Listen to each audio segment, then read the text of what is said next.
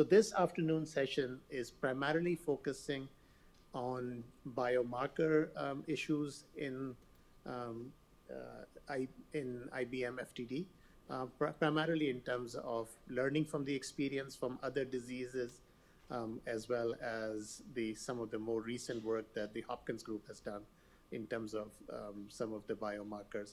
And then Nupur will preside over a session on FTD, which is another important phenotype of that. So it's my real pleasure to invite Tom Lloyd. Tom recently moved to Houston to take over as the chair of neurology at Baylor. He's originally from Houston, so he seems to be happy about it. But for the longest time, he was at Hopkins, where he set up a very nice research program in neurodegenerative diseases, as well as more recently in IBM and myositis, and took care of myositis patients. So Tom, very lucky to have you here.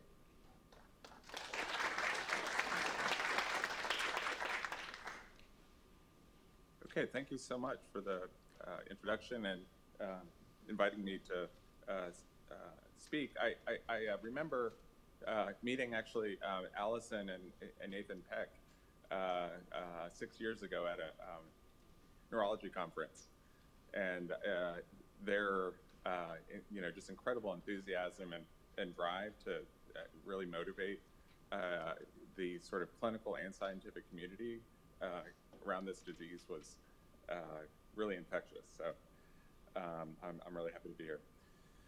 So what I was invited to speak about was actually some of our work really trying to develop biomarkers for actual loss of TDP-43 function. And that has mostly been in collaboration with actually Phil Wong's at Hopkins. And so I'll talk about development of cryptic exon biomarkers, and then and very briefly a little bit about a xenograft model of sporadic IBM. But I'm really hoping that that we still have many of our VCP structural and functional biologists in the audience, because I'm also approaching IBM PFD from the basic science perspective. So we've been working on fly models of ALS FTD for many years, mostly using C9 or F72 as a model, and actually very recently in unpublished work, we see evidence that we think the nuclear pore complex is yet another target of VCP, and that mutations that actually cause IBM PFD or MSP lead to an accelerated turnover of the nuclear pore complex. So first, let me just remind you about sporadic IBM. So as Chris mentioned earlier, it's different from IBM associated with VCP mutations, both clinically and pathologically. So pathologically, there is really intense inflammation, and clinically, it has this really distinct pattern of weakness that is really fascinating, with mostly finger flexor and quadriceps weakness. But what it shares with IBM PFD or MSP are these rim vacuoles, the inclusions, and relevant to this talk is evidence of actually TDP-43 pathology. So as you've heard earlier and beautifully described by Eileen in her talk, TDP-43 is thought to be lost from the nucleus early in the pathogenesis of sporadic ALS and FTD, and accumulates in the cytoplasm. And over many years, there's been sort of an intense debate. Is it these aggregates of TDP-43 that are toxic, or is it loss of nuclear function of TDP-43 that is driving neurodegeneration? In my view, probably the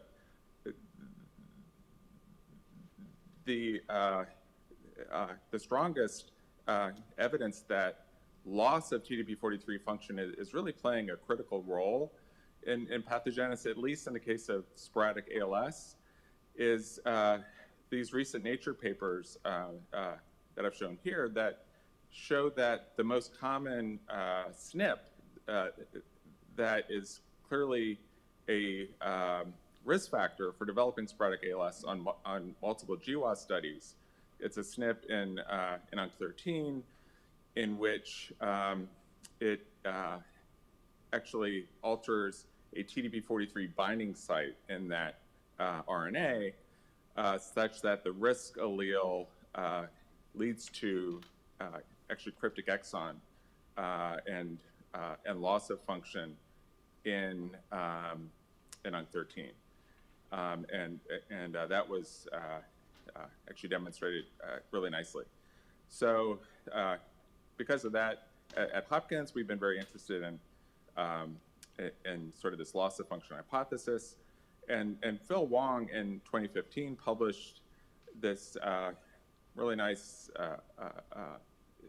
paper where he characterized the normal binding sites on RNA of TDP-43, and then showed that that when TDP-43 is depleted, there is an accumulation of what are referred to as cryptic exons. So normally TDP-43 binds to these cryptic exons in RNA, and then when it's lost from the nucleus, so in this paper he showed ALS and FTD, and what I'll show you is it's also the case in IBM.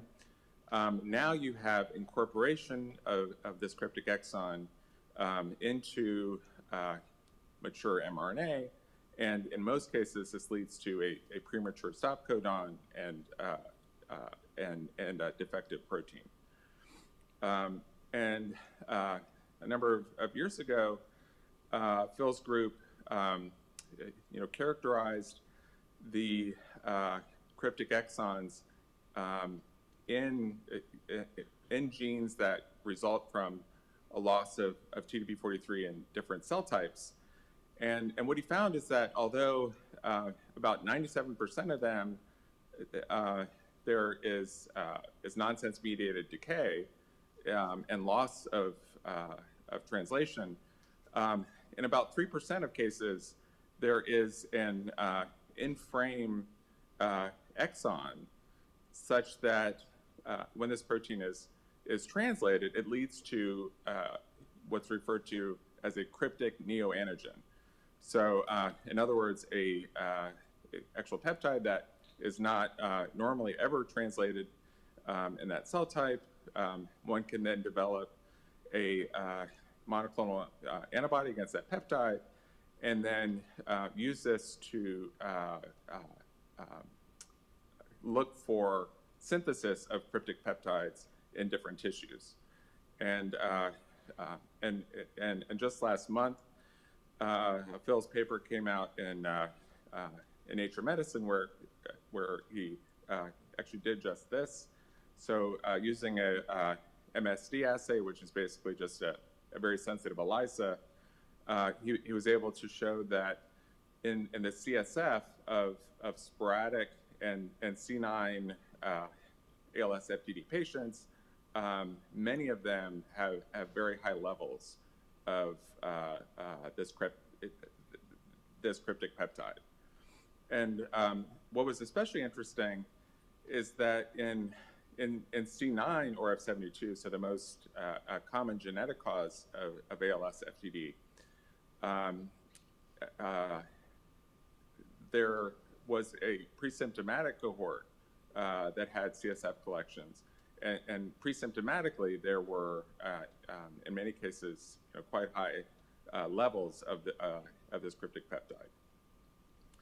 And so his model is that perhaps there is this window where before frank motor neuron degeneration and loss, there is loss of TDP-43 and then and cryptic exons resulting in cryptic peptides that can be detected in the CSF. And he is working now on developing an assay that can be used in blood. And so what you can see here is these are plasma samples from controls, so either young or older patients, and then pre-symptomatic versus symptomatic patients. And so you can see, the sensitivity is not great, but there are many patients that do have elevated levels. So it's very early days. I will say this is just one of many targets of TDP-43 that are misspliced, and many of those are misspliced in frame. So there are now several groups that are developing monoclonal antibodies against other cryptic antigens. So a number of years ago, we asked whether, actually based on Chris Weil and others' work showing that in sporadic IBM, there is loss of nuclear TDP-43 in myonuclei. We collaborated with Phil to ask whether there are similar cryptic exons in sporadic IBM. So what I'm showing you here is RNA-seq from either myoblasts where there's knockdown of TDP-43 or from muscle from sporadic IBM patients. And this cryptic exon here, HDGFL2, is the one that it actually works the best. And as you can see here, there's this very nice incorporation of cryptic exons in sporadic IBM muscle. And so we actually did this assay on muscle tissue from 119 patients, including 44 IBM and 75 controls, and found that it actually has really good sensitivity and specificity for diagnosis of IBM, at least in our muscle cohort, which is mostly inflammatory myopathies. So we haven't looked in enough genetic muscle diseases like other limb-vacuole myopathies, but usually where it's extremely clinically useful is in distinguishing, say, IBM from other inflammatory myopathies. And so then, actually, Chiseko Akinaga wanted to see if we could get an antibody to work well on immunohistochemistry, because muscle pathology labs are not comfortable doing RT-PCR, whereas immunohistochemistry is done all the time. And in fact, we found an antibody that works really well. So here is one of our sporadic IBM cases. You can see, so normally myonuclei TDP-43 is nuclear, and then here's an example of a myofiber where you can see cytoplasmic aggregates and loss of nuclear TDP-43, and in that same fiber, now you can see this antibody actually detects this cryptic antigen. So it just so happens HDGFL2 is normally a nuclear protein. And so that's why you see it nicely labeling nuclei. And what's nice about this marker is that in normal control tissues, there is very little background. So it's not normally present at all in muscle. And so it's much easier to look for positive nuclei than it is for aggregates of TDP43 or loss of nuclear TDP43 in a sea of TDP43 positive nuclei. We could also combine this with in situ hybridization to show that the same fibers that express the antigen also express the exon. And here's a quantitation. And not surprisingly, in sporadic IBM, there is, it's huge variability. There are some cases where, if you look in muscle, essentially every myonucleus has really strong staining, whereas others, you might see it in one or two fibers. But importantly, in our control cohort, we essentially never see it. And one example of, or one exception of a quote unquote control where we did see it is in VCP. So it's not sporadic IBM, but this is obviously IBM with TDP43 pathology. So we still need to look at more muscle biopsies from other vascular myopathies, but at least in our collection, if we sort of combine detection of the cryptic antigen with presence of rim vacuoles, if it has both, we can be pretty sure that it's IBM. So one other thing that my lab is very interested in doing is trying to develop new animal models of IBM and cell culture models. So I thought I would just briefly mention for this community because it might be useful. So we have been able to develop a nice xenograft mouse model of sporadic inclusion body myositis, and the way this works is we use immunodeficient mice, so NRG mice, remove the anterior tibialis muscle, and then actually take an open muscle biopsy from an IBM patient and cut it up into multiple small pieces and suture it in place of the mouse muscle. And amazingly, if it's done properly and you preserve the neurovascular bundle, the mouse nerve and blood vessels will revascularize the human muscle tissue, and then while the human mature muscle fibers degenerate because they've been severed during the muscle biopsy procedure, there is regeneration. The human satellite cells, undergo proliferation, form new myoblasts and myotubes, and eventually myofibers. And so we've been able to use this model to study sporadic IBM, and importantly, it recapitulates all of the pathological features of sporadic IBM. For example, I'm showing you here P62 aggregates and rim vacuoles. So it's a low throughput model, but perhaps once we get to more advanced clinical or preclinical testing of new therapeutics, perhaps it would be useful. So my conclusions for this part of the talk. So we think that these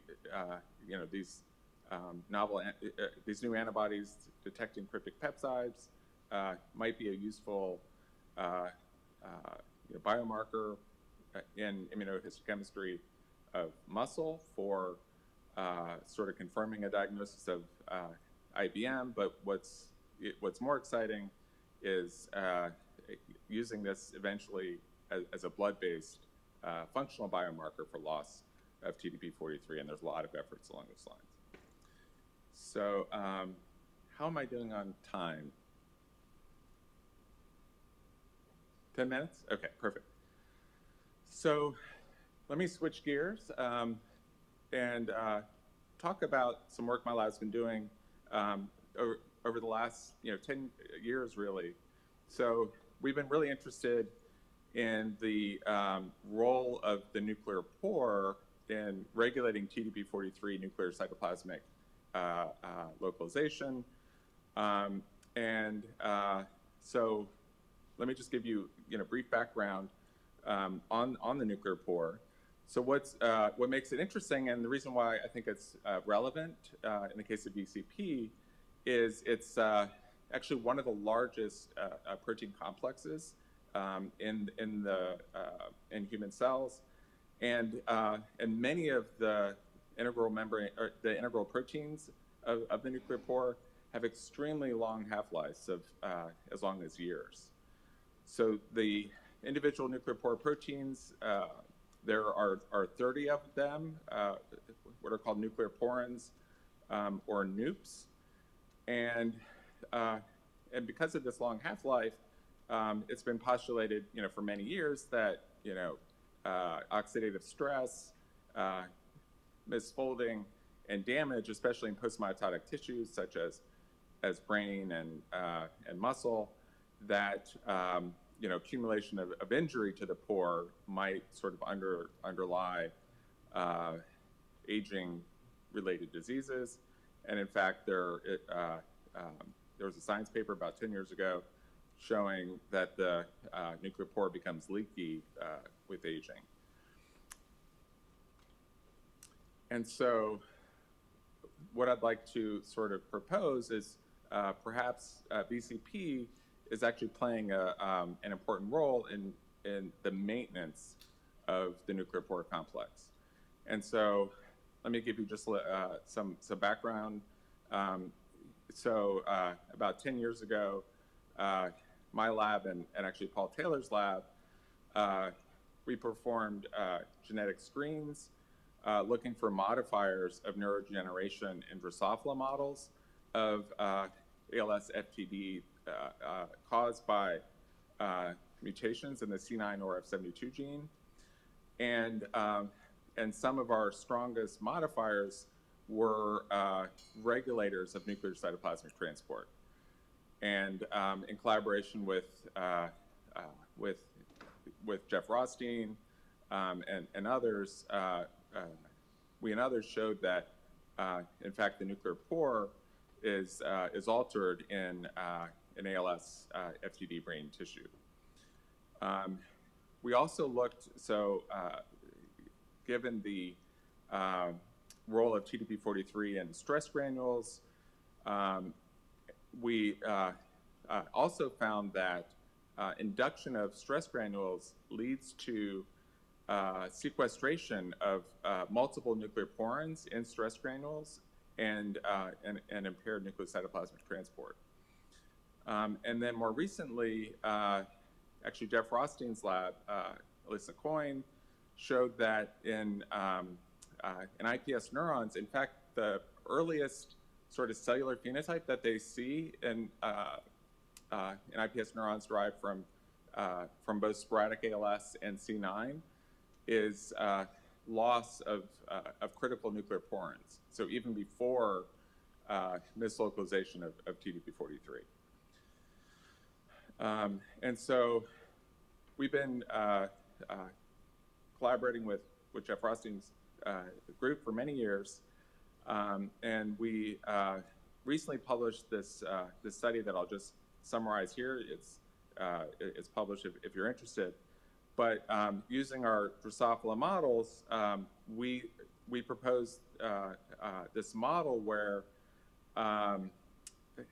nuclear mislocalization of the S-cord complex actually leads to accumulation of nuclear pore complexes on vesicular structures that are then actually taken into the cytoplasm, and then the nuclear pore proteins, these nuclear porins, are degraded via the proteasome. And what we weren't able to figure out at this time, is really how you go from these, really sort of complex, multi-subunit nuclear pore complexes to sort of, proteasomal mediated degradation of nuclear porins. And so that sort of got us thinking about VCP. And in fact, VCP showed up in our fly screens. And so one of the first questions that actually Sandeep, a postdoc in the lab, tested, one of the first experiments. So this VCP inhibitor that many of you all use, we just fed it to flies. So in this case, just wild type flies. And what we saw is that, Nup98, one of the nuclear porins, was markedly upregulated in neurons of fly brains. And we could also see that with Western. And so then we looked at genetic inhibition, either knocking down VCP or expressing a dominant negative, and saw something very similar. We looked in adult fly muscles, and again saw something very similar. If we inhibit VCP, we see mislocalization of nuclear porins into the cytoplasm of the muscle, and an upregulation of total levels. Here is Western looking at multiple NUPs, showing that many, but not all, of these nuclear porins are markedly upregulated when we inhibit VCP. And so once we learned about Alyssa Johnson's beautiful knock-in fly model of MSP, she was kind enough to share her flies with us. And so we thought this knock-in, where it's expressing at endogenous levels, is a much better model than overexpression or knocking down. And similarly, as I hope you can see here, in every one of her knock-in flies, there is a marked reduction of this nuclear porin. Nup98 is our favorite one that we look at. And in every single mutation, it is reduced at a similar level. We also see a very similar reduction in muscle cells as well. And then this is looking at sort of our panel of nuclear porins, and essentially every nuclear porin that we've looked at, we see dramatic loss in these MSP fly brains. As you would expect, there is mislocalization of TDP43, so loss of nuclear TDP43 and accumulation in the cytoplasm. And so what our next question is, okay, is this true and unrelated? Is this downstream, or is there is VCP actually directly regulating NUPs? We haven't looked specifically at ubiquitination of nuclear porins, although there are a number of them that have been reported to be regulated by ubiquitination. But what Sandeep wanted to ask is whether he can see actually VCP in a complex with nucleoporin proteins. And so in this experiment here, he did a pull down with Megator and Nup 98 to nucleoporin proteins, and you can see there is some sort of co-IP of VCP with these NUPs. And then what was really interesting, so going back again to these knock-in flies, amazingly, in every one of these MSP mutants that Alyssa generated, we see, really a marked increase in the interaction between VCP and this nucleoporin Nup 98. And so we're still looking at other nucleoporins, but this suggested at least that MSP causing VCP mutations increase the interaction with nucleoporin proteins. And so then we wanted to know what adapters are involved, and we looked at UFD1 and NPL4, which we've heard a lot about. And if we knock these down in our MSP flies, we rescue the levels of NUPs. So really suggesting that it's this adapter complex that's involved. And then finally we did nuclear cytoplasmic fractionation, where we can isolate the nuclear envelope. And so what you can see here is if we inhibit VCP, there is more nucleoporin on the nuclear envelope, whereas in the MSP mutant, there is a loss of it on the nuclear envelope, really suggesting that VCP is required for extraction of Nup 98 from the nucleopore complex. And then finally, this is my last slide, sorry for going over. This is all in fly models. What about in patients? And so actually Chiseko Ikenaga looked, we only have 2 muscle biopsies from VCP patients, but in these patients at least, there is a loss of nucleoporins in myonuclei. So this is our model, is that normally VCP is involved in maintenance of the nuclear pore with aging. If there is damage to nucleoporin proteins, they're ubiquitinated, and VCP is involved in extracting them from the pore and proteasome-mediated degradation.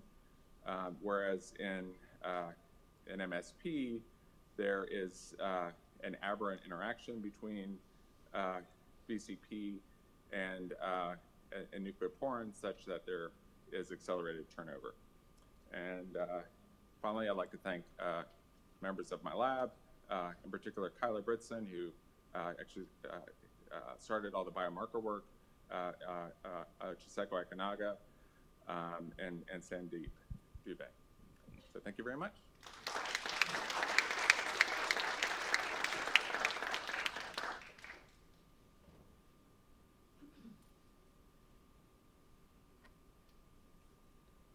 I see some hands. Very nice talk. So here, I'm just wondering, for the first part of your talk, you show this protein HDGFL is a nuclear protein. So my question is, how does it end up in the blood, and which tissue contributes most to the secretions, and whether it has a detrimental activity if it's in the blood? Right. We don't know really how it ends up in the blood. So from IBM, you would think, with muscle breakdown, perhaps, that would sort of, lead to its, being absorbed in the blood. It's quite surprising to me, actually, that in ALS, Phil Wong is able to actually detect it in the blood, because you would think that, unless there is breakdown of a blood-brain barrier, that the loss of TDP-43 from, neurons, it's not obvious to me that it would end up in the blood, but he's able to see it there.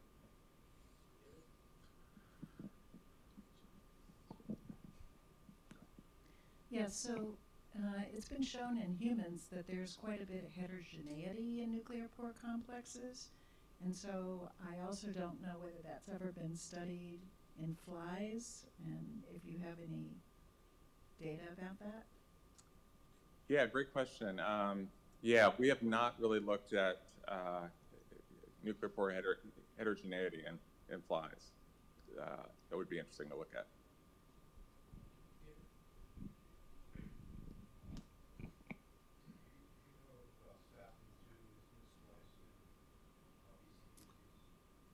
I don't. Do you know, Chris, if anyone's looked at that?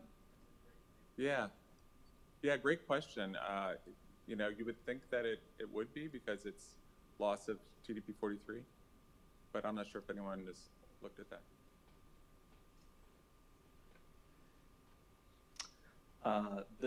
I'll just start.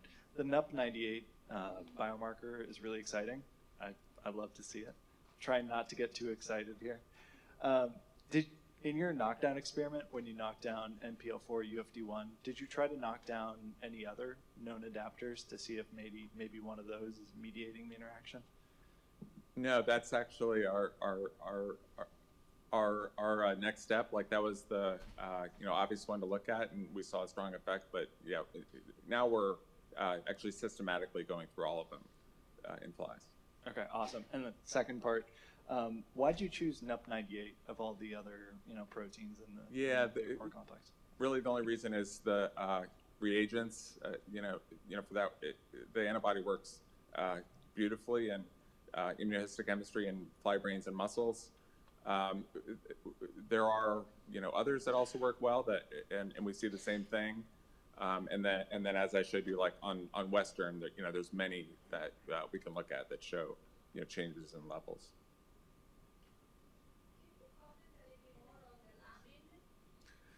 Yes.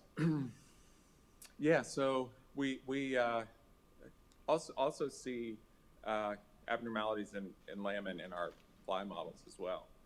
I'm not sure what to make of it. It's interesting, but we've replicated what Alyssa has seen. So it's altered in localization. Actually, it's Alyssa. Yeah. Remind us what you published.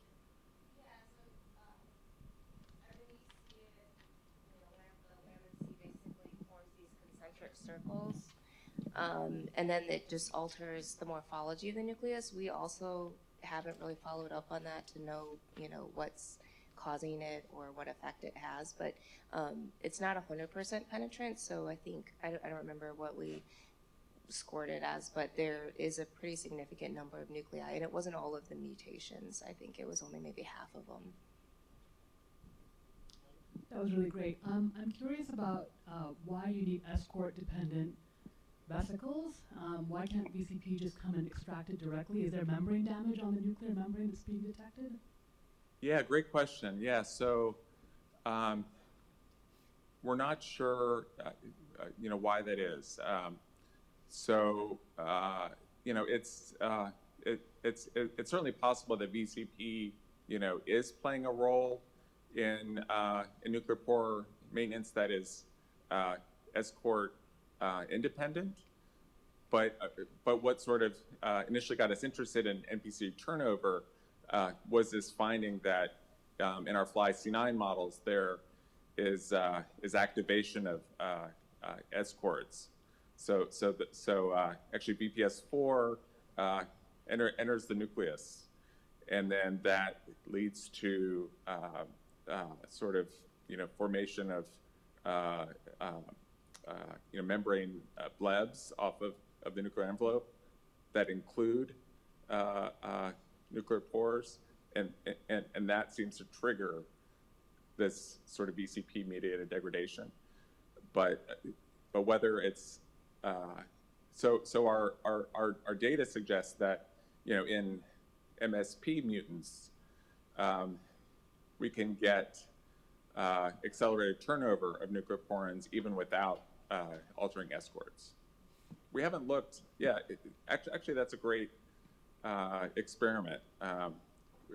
We can look now in our VCP mutants if we block escort function, if that alters turnover. Thank you. I want to follow up on that question. So when this vesicle is formed from the nuclear envelope, since nuclear envelope has 2 layers of membranes, is only the outer layers come out as the vesicles? And if so, how can you pull out the whole? Is it just the whole nuclear pore gets pulled out, or just part of it that stick with the outer layer gets out? Yeah, this is a fascinating field that really sort of originated from studies of viral, envelope viruses, and so it's clear that escorts are involved in forming this 2-layer membrane vesicle, but I think the exact mechanisms are still really unclear of how this process works. We should probably stop. Yeah, thank you. Yeah, fascinating work, and we can probably keep asking questions. I had a few that I didn't ask on that.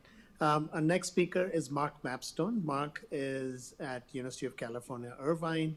He was on faculty at University of Rochester for a number of years, and really has sort of made his mark in looking at biomarkers in neurodegenerative diseases, Alzheimer's, and now more in Down syndrome and the patients who evolve into Alzheimer's. So he's going to tell us about some of the sort of relationships with what he has done for Alzheimer's and Downs and how it can apply to VCP.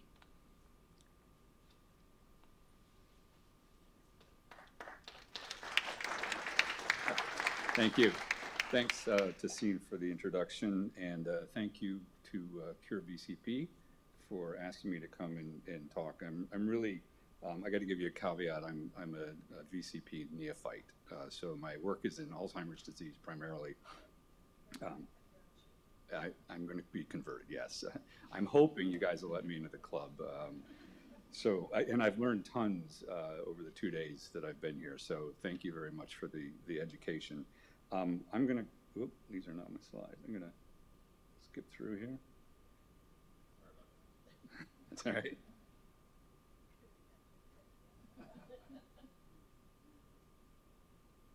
All right, here we go.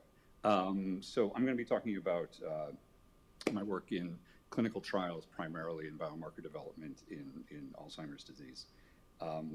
What I'm hoping to do today is kind of zoom out a little bit and talk about aspects of biomarker development and discovery that we've found in the Alzheimer's space to be valuable. And I wanted to share some of the lessons that we've learned from Alzheimer's disease to hopefully inform what soon will be clinical trials in VCP and other MSP diseases. I'm going to tell you a little bit about, I'm going to throw up disclosures, because I'm going to talk a little bit about some of the work that resulted in some patents. So I am going to be talking about some intellectual property in this talk, but otherwise, those are my disclosures. So I thought that I'd start off first by defining our topic here, biomarkers. What are biomarkers? A molecular, biological, or physical characteristic that indicates a specific physiological state. And these are typically things that we can measure that reflects something in the underlying physiology that confers some sort of risk or presence of a disease. And it might be interesting to, for example, diagnose a condition But we can use biomarkers for a lot of other purposes. And in particular, I think in a genetic disease, and obviously there are genetic forms of Alzheimer's disease. We have autosomal dominant forms, the presenilin 1 and 2 and APP mutations. So in a very similar vein, I think VCP can learn from not necessarily the diagnostic piece, but rather how we might use biomarkers for prognosis, treatment, drug discovery, and monitoring disease in response to treatment. So these are the areas where I think particularly fluid-based biomarkers, and in particular blood-based biomarkers, could be of some utility in VCP in designing clinical trials, in particular longitudinal cohort studies. And of course, we use biomarkers because they're a critical piece of this new paradigm shift from traditional medicine, where essentially a group of patients are all given the exact same treatment, and you get varying efficacy of that treatment because there's individual biology. And we are moving now, as we all are aware, to this notion of precision medicine, wherein biomarkers are an essential piece. These biomarkers are critical to identify individual subtypes of the disease, which then can be targeted specifically by precision medicine. So the idea really here is to provide this precision medicine where the delivery of the right drug at the right time to the right person. So it's this whole concept. And as you can see, biomarkers are a real, are a key element of this. We use the biomarkers to get at these individual biology. I don't have to go over to this in this crowd, but I do want to state that Alzheimer's disease, which I'm going to be focusing on from now, is a proteopathy. And it's been described as a proteopathy by Alzheimer, and we've known this for a century and almost a half now. And it's characterized by the abnormal accumulation of amyloid and tau, principally, which essentially leads to neuronal loss, very much like much of the neurodegenerative diseases where the primary dysfunction is a proteopathy. This has dominated the field of Alzheimer's disease, as all of you know, for over a century now, the focus on this proteopathy. And as a matter of fact, we actually, in the space of Alzheimer's disease, now have a pretty good idea of the temporal evolution of these proteopathies. And as a matter of fact, we have diagnostic criteria and framework that we use that's called the ATN framework, amyloid, tau, and neurodegeneration, these three principal components of Alzheimer's disease, two of them being proteopathies. And we know the temporal evolution of the sequence of these events. Typically starting with the deposition of amyloid early in the course of the disease, which then evolves to include tau deposition, neurofibrillary tangles, and then eventually neurodegeneration, and then the onset of clinical symptoms. So we know that this works in a fairly routine way with its earliest signs in sporadic or late onset Alzheimer's disease, probably beginning with amyloid deposition in midlife, probably 10 to 20, maybe even more years prior to the onset of symptoms. Clinical symptoms or clinical diagnosis typically around the age of 74 or 75. So we're talking in the 50s to early 60s is when these amyloid plaques begin laying down, and we can detect them. And there have been nice longitudinal cohort studies in neurotypical individuals or normal aging that have shown that these amyloid plaques are showing up.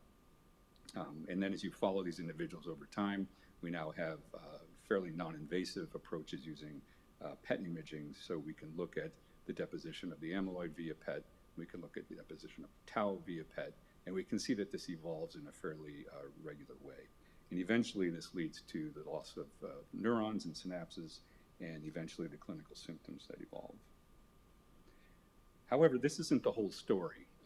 So this is where the Alzheimer's field is going now, and I think maybe we can learn a lesson here in VCP, or you all, and once I join the club, I can help you. That this ATN framework isn't the whole story, and we're realizing now that there are a number of other very important related events or mechanistic pathways that are being invoked, probably related to the amyloid, tau, and neurodegeneration aspects. But we're also noticing, of course, that there are components of vascular pathways, mechanistic pathways that are clearly involved, related to the blood-brain barrier breakdown, inflammatory mechanisms that are clearly involved, oxidative stress is involved, and then metabolic pathways as well.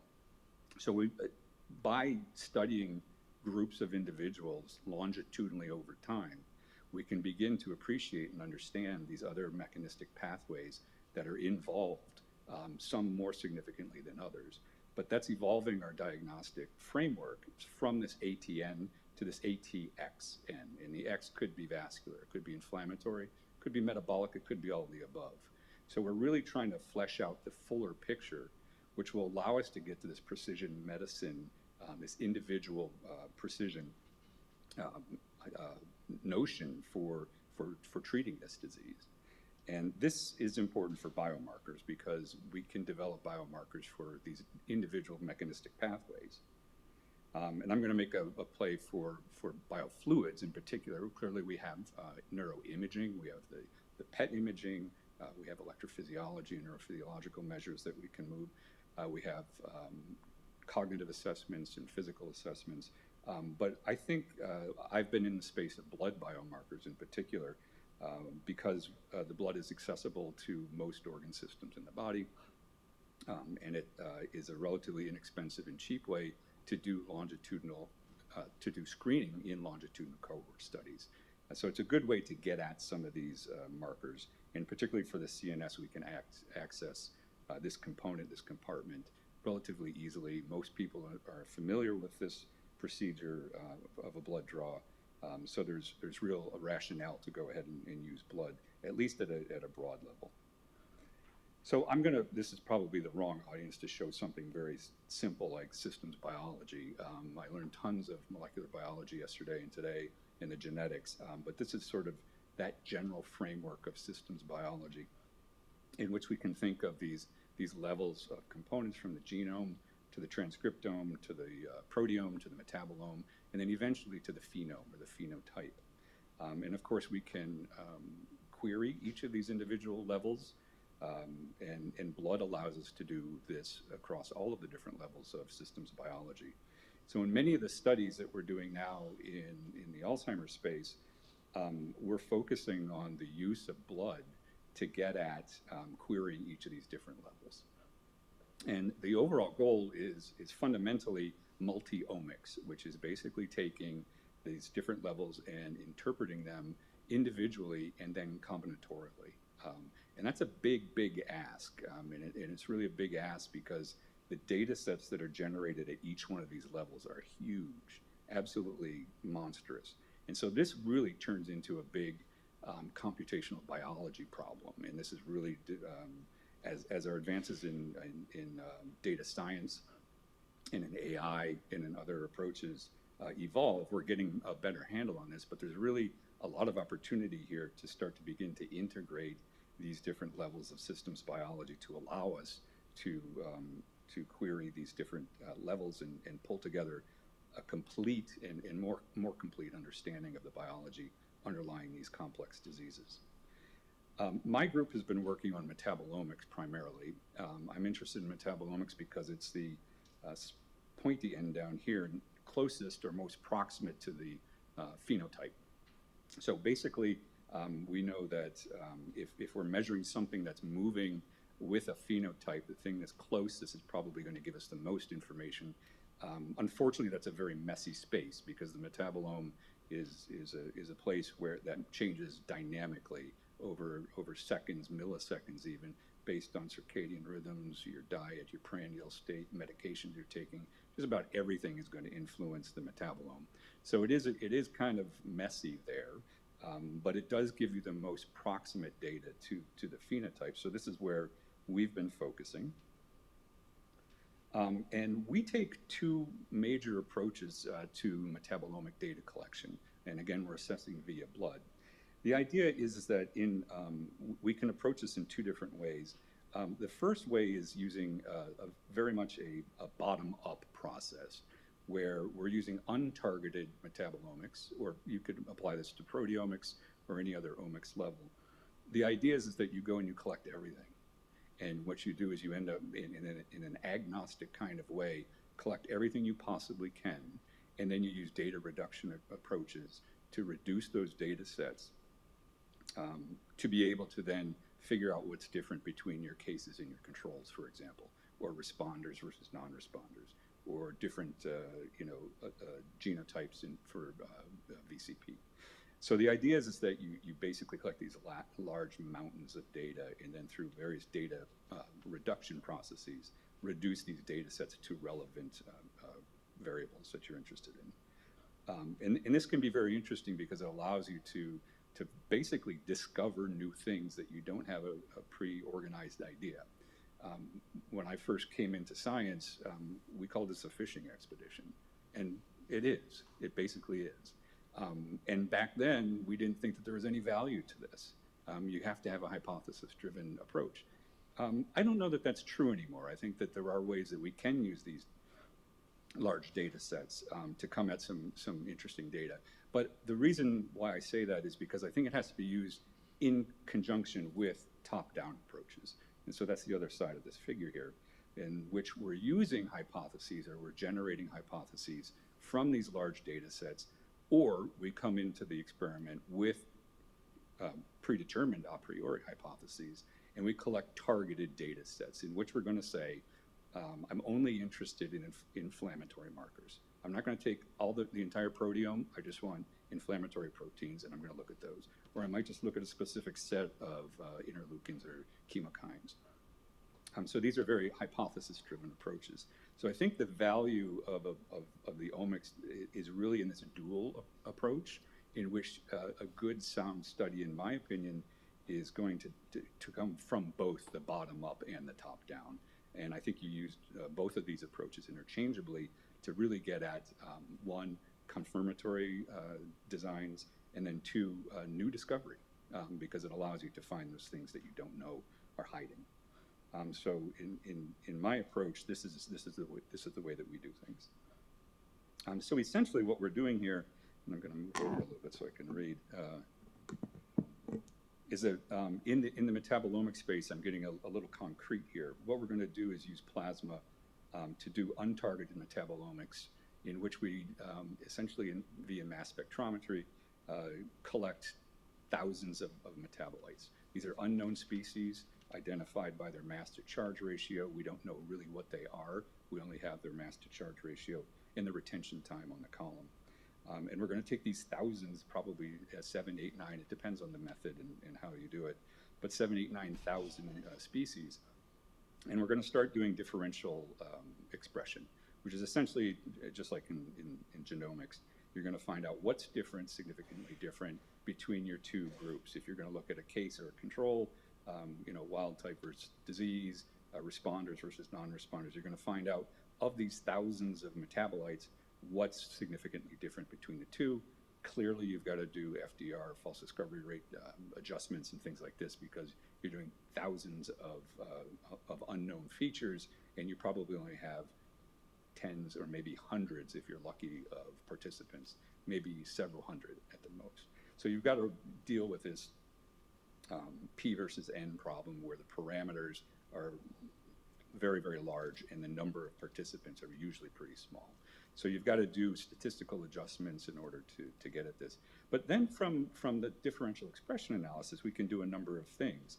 One of the things that we can do is we can push those to pathway analysis. And basically, we're going to be looking at which of these metabolites load on particular pathways that are known canonical pathways that are out there that we can understand. And that is going to give us some ideas about which mechanistic pathways might be involved in the difference between cases and controls, responders, non-responders, et cetera. So this is one way that we can develop, and this might help us understand where to target therapeutic development, where do you start going, where do you start looking for various ways to modulate these pathways that you discover. The other thing that we can do is we can go in and we can find out what we're going to annotate these specific features that we didn't know what they were. We're going to go in and we're going to figure out what they are. And then we're going to develop biomarkers. And a biomarker is a collection that's going to allow you to distinguish between your groups. And these are usually developed using rock curves and various classification models that we can do. So using this approach from this very wide funnel at the top, we can narrow it down to develop new mechanistic or semantic insight into these biological pathways that are involved in this disease versus non-disease comparison. Or we can develop, or in parallel, we can develop biomarkers that are going to distinguish between groups. Now, the biomarkers that may emerge of this sort of analysis may not be the same ones that are loading on these mechanistic pathways, and sometimes the biomarker itself, by its statistical characteristics, might be more informative, and we don't really have to know, or we might not know yet, how that particular biomarker or group of molecules or metabolites are impacted by the disease, or how they might be affected by the drug. But we do know that it indexes or classifies the groups very, very well, and that's the criterion. So there's a little bit of kind of blind faith when you develop these biomarker panels. Eventually, you do want to get in and you want to find out what exactly those biomarkers are and why they're affected by the disease. But that's not necessarily a first step criterion for a biomarker development.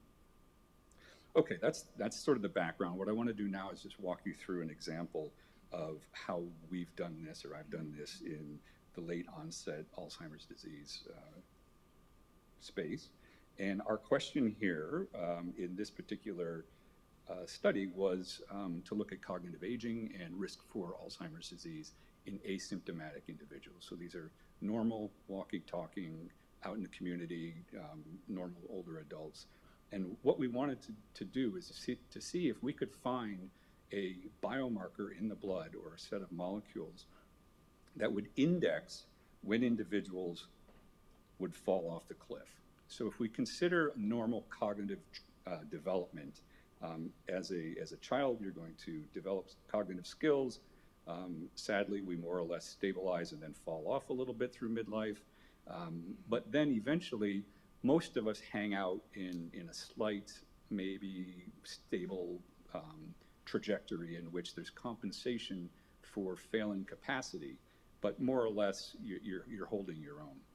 However, some individuals are going to fall off the cliff, and they're actually going to fall into a failure trajectory in which their cognitive abilities are going to decline much more precipitously. And the question for our study was, can we find something in the blood that would predict when people are going to follow this trajectory and when they're going to fall off the cliff and fall into a dementia or an Alzheimer's trajectory?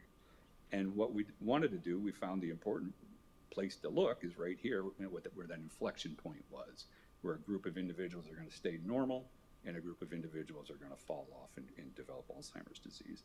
So in a typical NIH R01, we've got 5 years to follow these people, and we're going to take normal people at higher risk by virtue of their age 75 and older, and we're going to follow them for 5 years, knowing that if you get a large enough sample, some percentage of them are going to fall off and develop Alzheimer's disease. So they enter the study not knowing that they're going to fall off the cliff, but some of them are going to, just by the prevalence of the disease. This was the study that we did. It was when I was at the University of Rochester, and we did it with colleagues at UCI. And we had an initial cohort of 525 individuals, community dwelling, age 75 or older, and they had no known major neurological issues. So they did not have Alzheimer's disease or mild cognitive impairment that they were aware of. And then we selected out for psychiatric disorders and other psychoactive medications. And we followed them for 5 years. So they came in at baseline, and I am a neuropsychologist by training, and I see patients in my memory disorders clinic, and I administered my standard neuropsych gold standard battery that I would give anybody in my clinic who came in to be assessed. And so for 5 years, I did a yearly assessment, cognitive assessment, and we took their blood and we just banked it and put it away in the freezer. Didn't look at it, didn't do anything. At the end of the study, we wanted to look at those that eventually developed disease based on my cognitive tests and look at the blood in those individuals compared to those who stayed stable over time. What I want to point out is this sort of a study is a prospective natural history study. This is a longitudinal cohort study, which I think is really something that should be strongly considered here when you're thinking about teeing up for a clinical trial or series of clinical trials in VCP. Because what you want to do is, particularly in biomarker development, you want to be sure that you're collecting the samples and categorizing your patient populations with the idea of what you're going to do eventually at the end. It's hard to do solid biomarker development when you've got one group of people who are collecting blood samples non-fasting, and at the end of the day, and then you've got another group who give you serum because they didn't know you wanted plasma. So you've got plasma for one group, serum from another. Half of them were fasting, some were, whatever. So, that sort of retrospective freezer diving kind of an experiment is fraught with problems. And it really, what I'm encouraging is for those of you who are contemplating these longitudinal cohort studies to really think it out ahead of time and design a good, solid prospective study in which you're collecting the samples, you're doing the assessments for a very specific need. And so what we did here is we did the cognitive assessment that I've mentioned. I assessed all the different domains that were required. The bloods, we wanted to very strictly collect bloods, and because we knew we were going to be looking in the blood, so all the blood samples, all the patient participants in the study came in at 8 a.m. For their visits. They were fasting, 12-hour overnight fast, and they withheld the medications, their morning meds. So they came in, the immediate thing that they did is they had their blood drawn.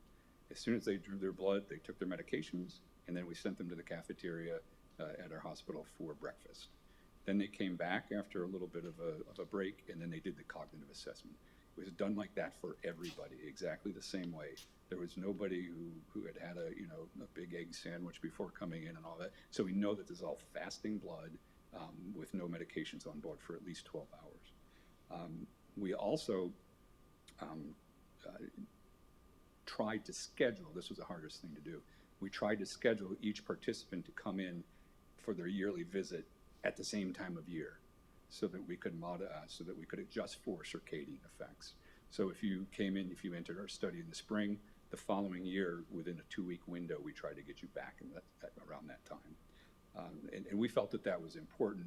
We didn't know that was going to be important, but we felt that it was one of these variables that we wanted to try control for. Again, the idea of trying to control for what you can in a prospective manner is really, really critical. We immediately pulled the blood. It was shipped on ice to a central laboratory at Georgetown University, where it was processed and immediately aliquoted into 100 microliter cryovials, and then stored at -80 until the end of the study. So all of them had one freeze thaw, essentially. So what we really wanted to do also is, in order to maximize the potential of us finding something in the blood that would distinguish the groups, those that would remain cognitively stable, those that would develop Alzheimer's disease, we wanted to make sure that we took all of those individuals, we wanted to be very rigorous about our cognitive classification.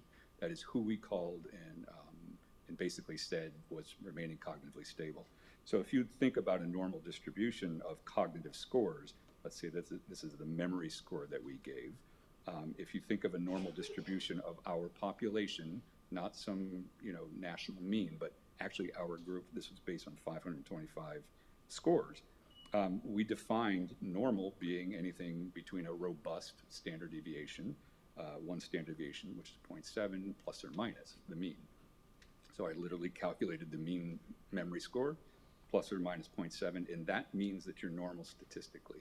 So if you scored within that group, you were normal. And of the 525 individuals, 220 at their baseline visit scored in that group. That means that the rest of the group scored below these levels, and we set them aside. We said, we're looking at normal versus disease. I don't want somebody who's almost disease to be included in the normals. And in most studies that we do, we basically say, we take everybody who's in the study, we say, okay, you're a case, that means you're a control. But not everybody's a control. Some people are in between. They might be on the way to being a case. They might be better than normal controls. There's a whole group up here, which I can tell you about at another time, are very interesting to look at, because they have superior memory for this cohort. And their biology is really, really cool, but I'm not going to go into that today. It turns out that when you advertise for a longitudinal study of memory in older adults, there are people who are out there and have Alzheimer's disease and they don't know it. And so 74 people came into the study, and by my clinical diagnosis, by my clinical assessment, they met criteria for Alzheimer's disease or MCI. So we kept them. We wanted to use them, but it's another story about what we did with those folks. But they ended up being 1.5 standard deviations below the mean, and statistically that is our cutoff for impairment. So these people had memory impairment. Now, we were more interested in the people who developed memory impairment over the course of the study from a normal state. These are our converters. These are the people that we're really interested in because they're the ones that fell off the cliff. They're the ones that came in normal and ended up impaired by the end of the 5 years. And of the 525 who enrolled, 28 phenoconverted from normal to disease, meeting criteria. So these are our really interesting group, our phenoconverters, and these are our normal controls. What we ended up doing then is we looked at the blood sample collected at the baseline visit when everybody was normal, and we compared the 28 who eventually developed disease to a matched sample of 75 people 73 people who stayed the same. So these were matched for age, sex, and educational background. So what I want to emphasize at this point is some of these things that I think are really important, that you need to be very rigorous in a biomarker discovery approach when you're discovering biomarkers to decrease noise in your signal. Increasing biological signal is what you're going for, at least in this first pass. You've got to do strict clinical and cognitive phenotyping if it's a phenotyping disease, cognitive disease. If not, if it's a neuromuscular disease, you're talking about strict clinical phenotyping by your parameters. The blood samples, if you're going to use blood, you have to be very rigorous about these things. And then the post-collection processing was all done at the same lab. The one caveat of this really is going to maximize as best you can from the method the chance of you discovering something, because you're really setting it up so you've got the extreme polar ends, someone who's impaired versus people who are strictly normal. You got really good blood samples. But one problem with this is that you're going to limit the generalizability because not everybody falls into those strict groups. So that's one thing to keep in mind. And basically, here's what we found. Let's see if you can see this here. We ended up doing, so from the blood markers, we did metabolomics, mass spec-based metabolomics, and from those baseline blood markers, we found, using machine learning approaches, a group of 10 lipids, and these were largely phosphatidylcholine and acylcarnitines and one lyso-PC.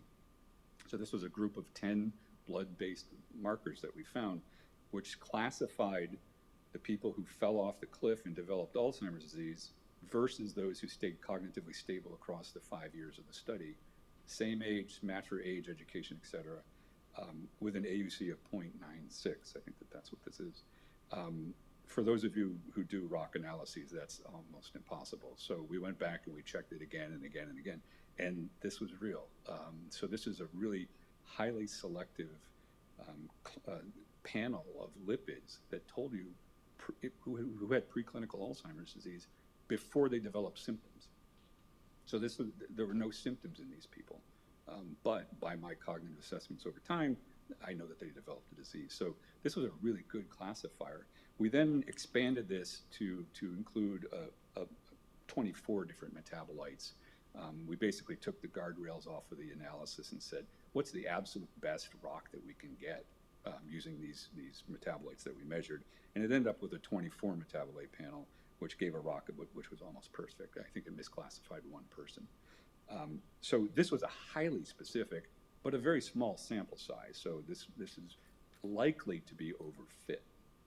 So we went out and we did an external replication. Suffice to say, when I was recruited to UCI, I went to the ADRC, the Alzheimer's Disease Research Center at UCI, and pulled out the exact same cohort. These were people that, hands off, I didn't see these people. I didn't do anything with them. I didn't know them, but the blood samples were in our biorepository. I went and we replicated the 10 lipid panel, which was the original, and then the 24 metabolite panel. It worked really well. This was the original, the rocks that I just showed you. And then this is from the UCI ADRC, which gives us similar rocks. So this is an external validation.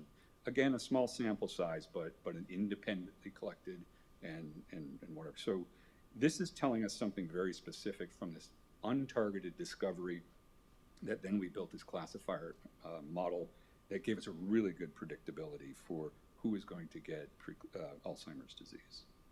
So then we asked, so let's go back to this notion of how do you integrate across these levels of systems biology. If we think about integrating these across the different levels, it's pretty straightforward to do a within-level classifier model. But really, the level of complexity when you add all of these various levels from the genome all the way to the metabolome, it really becomes very, very complex.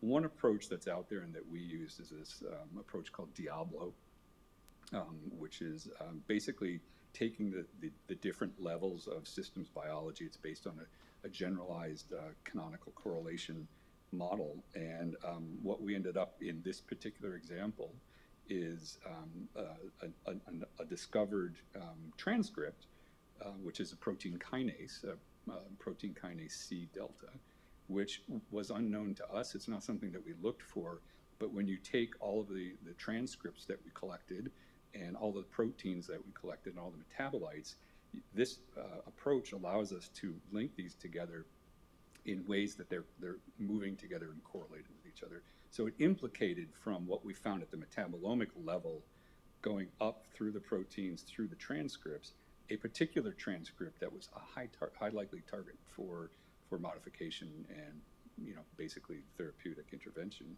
This is a schematic or a cartoon of the normal control preclinical AD and those with Alzheimer's disease of this U-shaped function of the panel that we found, that you get this depletion in the preclinical state that kind of comes back up a little bit in Alzheimer's disease.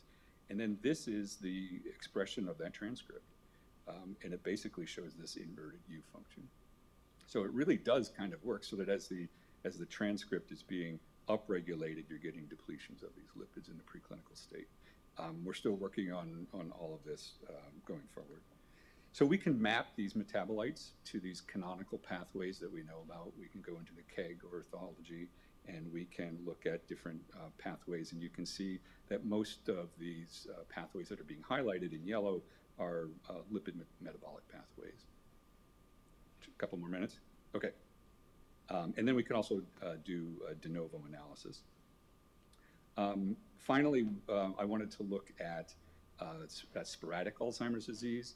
We can look at genetic contributions, and a lot of the work I'm doing now is in Down syndrome, which is obviously triplication of chromosome 21, and then also autosomal dominant Alzheimer's disease, which is fully penetrant mutations. But these are good markers. We can take the same panel to look at genetic contributions, and in the Rochester study that I told you about before, it turns out that in autosomal dominant disease, it kind of shows the exact same thing. And then this is in Down syndrome. So these are the rock curves for that 24 metabolite panel. And again, we can go back to the canonical pathways, and here it is in the Down syndrome case, and here it is in the late onset AD case, and they're overlapping metabolic pathways. And again, here in the Down syndrome case, we're taking metabolites that we found, and we're linking them back to transcripts and genes. And I call this the Death Star pattern because all of these red and blue things are metabolites that we actually measured in the Down syndrome cases with Alzheimer's disease and those without. And then this is a gene that is basically regulating those metabolites that were differentially expressed between those with Alzheimer's disease and those without. Okay, so in summary, at least in our hands, we're seeing through these longitudinal cohort studies changes in specific lipids and cellular energy metabolites in late onset Alzheimer's disease and in people with Down syndrome. And we're also seeing it autosomal dominant And I don't have time to tell you, obviously, but we see this too in the 5XFAD mouse. So this is the full translational loop going from clinical populations back to the animals.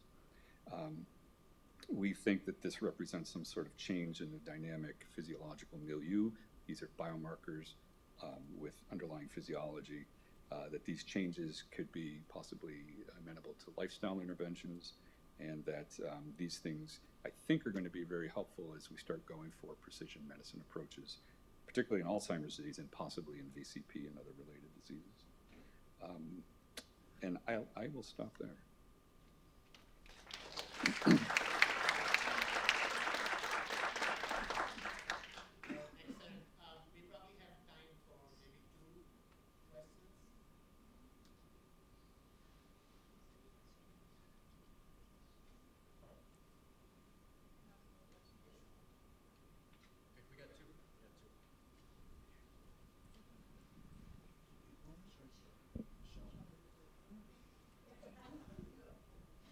After you.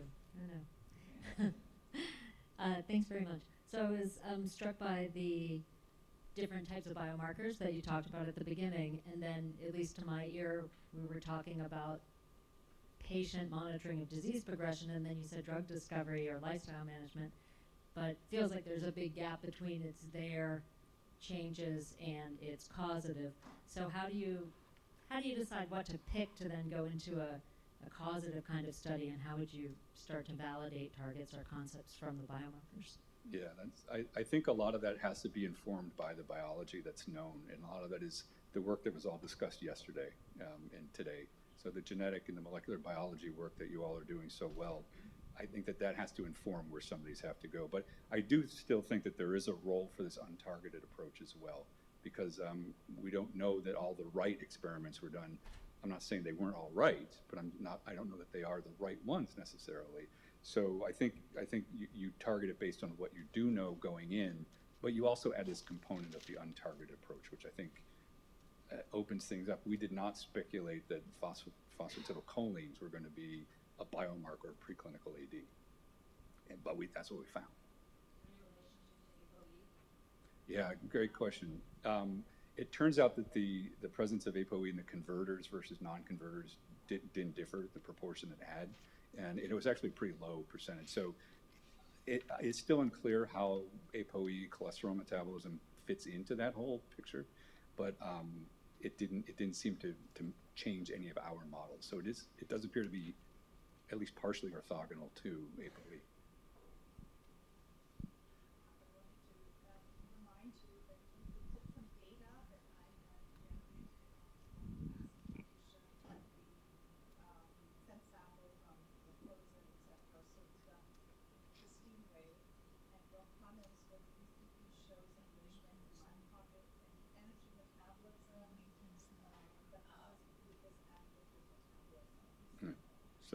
So Virginia's pointing out that I did look at some metabolomics data from a patient of hers compared to a control. It was a single patient, but we saw similar sorts of things. So this might be a general feature of neurodegenerative diseases and may not be specific to Alzheimer's disease in particular. So a larger cohort might be worthwhile.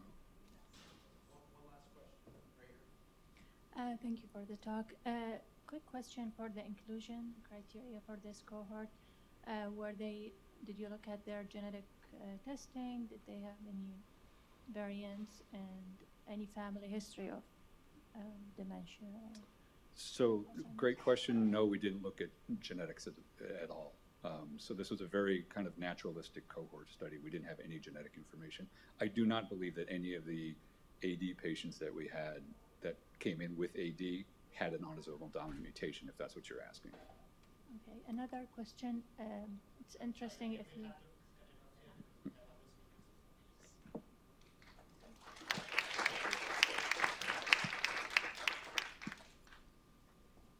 All right, to keep things moving, we're still with us, right? The challenge is on. Keep my comments brief here. So what I'm going to ask and challenge the group here is to pivot. So we've been talking about a condition called IBM, PFD. It's time for us to focus on the FD. So time for frontotemporal dementia. That's the team that's here to close out the session today.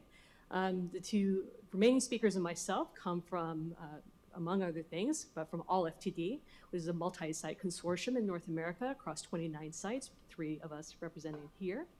That are interested in sporadic and then genetic forms of FTD, including VCP. So as we're entering the clinical trial space on that axis, we're also learning about how do we best capture the full phenotype for IBM-PFD? What are the tools that we're going to need? What tools do we need to develop? What are our considerations as we go into the clinical trial space?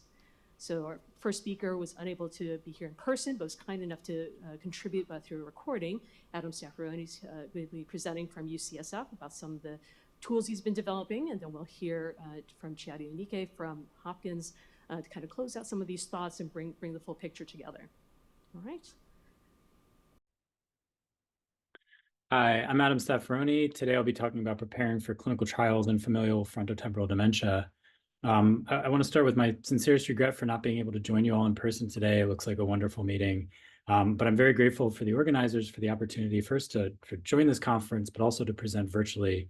And I'll provide my email address at the end. I'd be happy to discuss any questions that come up during today's presentation. I'm very interested in how natural history data can be used to design clinical trials in frontotemporal dementia. Most of the work that I'll present today focuses on the 3 most common familial FTD mutations, but I think you'll see that much of it is relevant to VCP. And such work is needed because trial planning in FTLD comes with a unique set of challenges. So recent experiences from other neurological illnesses suggest that intervening early in the disease course will be the most successful path forwards towards treating FTLD. And ideally, treatments would be initiated before the onset of symptoms. The Diane Treatment Unit has implemented such a prevention approach in their platform trial of familial Alzheimer's disease. But unlike Alzheimer's disease, we don't have an empirically derived model of biomarker and clinical changes that can be used to determine enrollment criteria or identify the best clinical trial endpoints at different disease stages. Another challenge is that unlike familial Alzheimer's disease, the age of onset is not reliably predicted using familial age of onset, making it difficult to identify individuals in late pre-symptomatic stages who are most likely to benefit from therapies. And as you know, this is also a rare disease, which necessitates innovative approaches to optimize the efficiencies of a trial. And I'm going to talk today about our efforts to address these challenges, first using fluid and neuroimaging biomarkers in isolation. Then I'll talk about modeling strategies that incorporate endpoints from several modalities. And I'll wrap up with a discussion of our efforts in looking to digital and remote clinical outcome assessments. And just a word about biomarkers and thinking about context of use. I have the FDA best biomarker categories here on the right. The focus of much of what I'll talk about today is really on prognostic biomarkers that can identify likelihood of progression and can be used for trial enrollment or stratification, as well as response biomarkers, particularly those that could be used as surrogate endpoints, as well as more traditional clinical outcome assessments. So the first few studies I'm going to show you were conducted together with the UCSF Imaging Corps led by Howie Rosen. And the first is an older study in which we analyzed longitudinal imaging data from the FTLD Neuroimaging Initiative, including volumetric MRI, DTI, and ASL perfusion data. You can see here this was a sample that included behavioral variant FTD and the semantic and non-fluent variants of primary progressive aphasia. Both sporadic and genetic cases were included here. And the goal was really to characterize the natural history of imaging in FTD and extract sample size estimates for trial planning. What you see on the right here is the spaghetti plots in each of the 3 variants. At the top, we have the FTLD CDR, which is a measure of disease severity. The MMSE is a cognitive screen. And then we have volume of the temporal lobe and DTI measurements of white matter integrity in the corpus callosum. And what I hope you can appreciate here is that the data is much more noisy in the clinical variables compared to what we track in our imaging. And I'll show you on the next slide how this plays out when you're thinking about how many people you would need to be able to detect an effect on any of these different endpoints. Part of the goal of this study was also to show that imaging changes were related to clinically meaningful outcomes, really to bolster the argument that image is a proxy for clinically meaningful change. To that end, we showed strong associations between imaging changes and functional decline. We found that diffusion imaging and perfusion imaging both added important explanation of variance in clinical decline beyond just volume, so that multimodal approaches may be useful for predicting somebody's future status. And we found that baseline imaging could help predict disease course. And to provide a concrete example of the utility of this information, in the non-fluent PPA cases, if we chose those that were most likely to decline on the CDR, we saw a major improvement in the sample size needed for a trial from 147 participants down to 67. We then looked at these different measures to estimate how many people we need to enroll in a trial to detect a 40% slowing in that measure. These are the most promising measures. They're color-coded with imaging in green, functional measures in orange, and cognitive measures in blue. And you can see that really the smallest sample sizes across all these different clinical phenotypes really were the imaging measures. I think a caveat here is that data from Alzheimer's disease studies has suggested a paradoxical decrease in volume with treatments that otherwise meet pre-specified endpoints. And so I think caution needs to be given in using volumetric MRI for clinical trials. I think consideration of other approaches, such as perfusion or FDG PET, may be warranted. And if you'd like some additional details specific to with data on familial frontotemporal dementia, about how choices in your pipeline can have significant repercussions on longitudinal analyses and the implication for trials, I think this is a great detailed paper that came out of the GenFi group. So a next goal was to leverage imaging to help predict symptom onset in the genetic forms of FTD. So here the context of use is prognostic or trial enrollment biomarkers. And so in almost 270 family members with dementia, we developed an individualized atrophy score.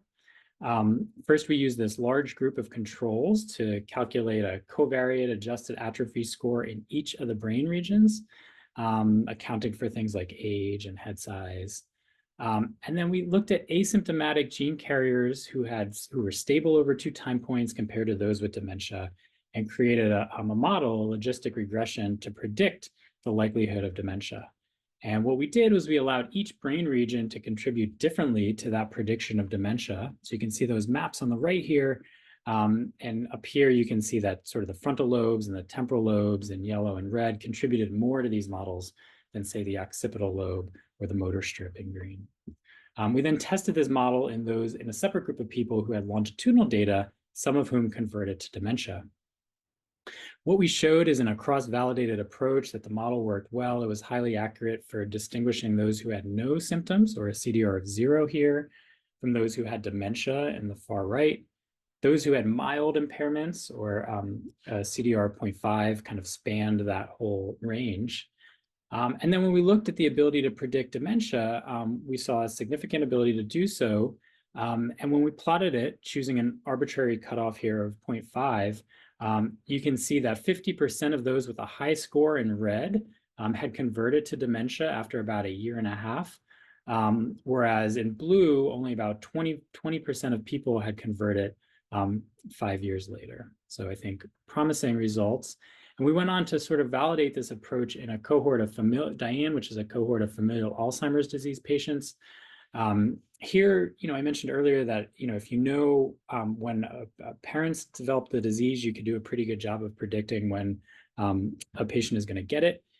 We found that when using this score, we actually could independently predict dementia risk at follow-up. You can see the atrophy score, or the Kaplan-Meier curve here on the right. And it was fairly accurate, predicting out to 24 months. So I'll shift gears to talk a little bit about fluid biomarkers. First, there's several genotype-specific biomarkers of target engagement in familial FTLD. I've listed a few of the causes here. I'm sure people in the room are more up to date on VCP-specific treatment response biomarkers, so I'm not going to get into that today. Pathologically, a lot of work is being done to distinguish TDP and tau and measure these proteins, including work in cryptic exons and the microtubule binding region tau assays. I'm going to spend a little more time today talking about sort of some of these non-specific biomarkers of neurodegeneration and related processes such as inflammation. I've listed a few here with some references. I'll point out one of them, which is neuronal pentraxin. This is a synaptic protein that seems to be elevated early in the disease course of familial FTD. It looks to be prognostic and correlates well with clinical measures. But I'm going to spend the time really talking about neurofilament light chain. This is really the most heavily studied and validated plasma biomarker in FTLD, particularly in the familial forms. So neurofilament light chain, it's an element of the neuronal cytoskeleton that's released into the extracellular space following axonal injury. It's been hypothesized to act as a surrogate marker of neurodegeneration. One of the really nice things about it is there's a very strong correlation between what you measure in the blood and what you measure in the spinal fluid. So we can have a little bit more faith that what we're measuring in the blood is actually reflective of a CNS process. And the context of use here, I think, is broad. I mean, it could be prognostic and for stratification, but it can also be considered as a surrogate endpoint. And it really is a non-specific marker. So what you can see here in red is the AUC for discriminating FTLD from controls. So it's got an AUC of 0.97, but you can see in blue, it also performs well in discriminating Alzheimer's disease from controls. And it does a poor job of actually discriminating FTLD from Alzheimer's disease, which you could see in this yellow-orange color. In this comprehensive study of NFL in the all-FTD cohort, this is a multi-center study in North America of frontotemporal dementia. You can see in figures A that, in figure A that this is by diagnostic group. You can see that really across all of the different clinical phenotypes of FTD that this marker is elevated, and particularly elevated in ALS. On the right here, you can see they've compared those who did not go on to convert to dementia to those who did convert. And you can see at the group level, higher levels of NFL in those who go on to phenoconvert. And this was shown in another study. This is all familial FTLD. Here we're looking at the asymptomatic cohort, so people who don't have any symptoms, and the more of a mild cognitive or mild behavioral impairment group. And what you could see at this cutoff, the group in red, those with higher levels of NFL at baseline, show more rapid clinical progression over the upcoming years, suggesting this can be used to potentially enrich a trial for those who are most likely to progress over the upcoming year. And work is ongoing to understand the utility of NFL for monitoring treatment effects. I want to mention this one particular study with a really unique study design. This is called the Neurofilament Surveillance Project. It's organized by the Bluefield Project to act as an ancillary study to all FTD. And it was supported by a collaboration of multiple pharmaceutical companies. And here you can see the design here on the bottom, which blood draws are being conducted in the home every 3 months to give much more sort of fine-grained assessments of NFL to understand how it changes and how it might perform as an outcome in a clinical trial. The goal here is to enroll over 300 participants, which has already been met with some participants reaching their final visit, and analyses are currently underway. So this is a brief background about using neuroimaging and using fluid biomarkers in isolation, but what about combining the power of these different approaches with clinical data? Modeling disease progression using natural history data can inform several elements of clinical trial design. So that includes selecting trial endpoints, determining optimal enrollment criteria. You can use the model itself as a tool for analyzing the effects of intervention that might lead to deviations from expected disease progression. And you could inform or supplement or replace a placebo arm in a clinical trial by really simulating based on these models. And I'll talk to you about, and this is something of great interest, I think, for rare diseases in which sort of running a traditional one-to-one trial is really out of the question. The project I'll discuss, it was supported by the FTD Prevention Initiative, or the FPI, which is led by Adam Boxer at UCSF and John Rohrer at UCL. This initiative has brought together several global FTD consortia and aims to prepare for global clinical trials in familial FTD, which is going to be critical given the rarity of these conditions. Just to plug, another goal of this project is a minimum data set of harmonized clinical variables. We've already begun work on this. We've harmonized data across all FTD in North America and GenFi, which is in Europe and Canada. And we're working with several other cohorts now to bring their data in. And we're going to begin external piloting of this data infrastructure later this year. So this disease progression study was supported by a number of different groups. You can see the team here. A big thanks to everybody involved, including the Berry consultants who, in addition to Adam and John, the Berry consultants who did the statistical work, and those who processed the NFL and imaging data. So we published the initial version of this model. You can see the reference here. I'll give a brief background on sort of the methods. We basically harmonized data collected across all FTD and GenFI from participants with mutations in C9, progranulin, and tau. And then we harmonized endpoints. So the CDR sum of boxes I mentioned as disease severity. We had 8 different neuropsychological measures and a measure of socio-emotional sensitivity. We had plasma NFL levels, which I just discussed, and we had volumetric MRI data. And we jointly modeled these streams of data to estimate a latent variable, which is called disease age, that essentially estimates how far somebody is from symptom onset.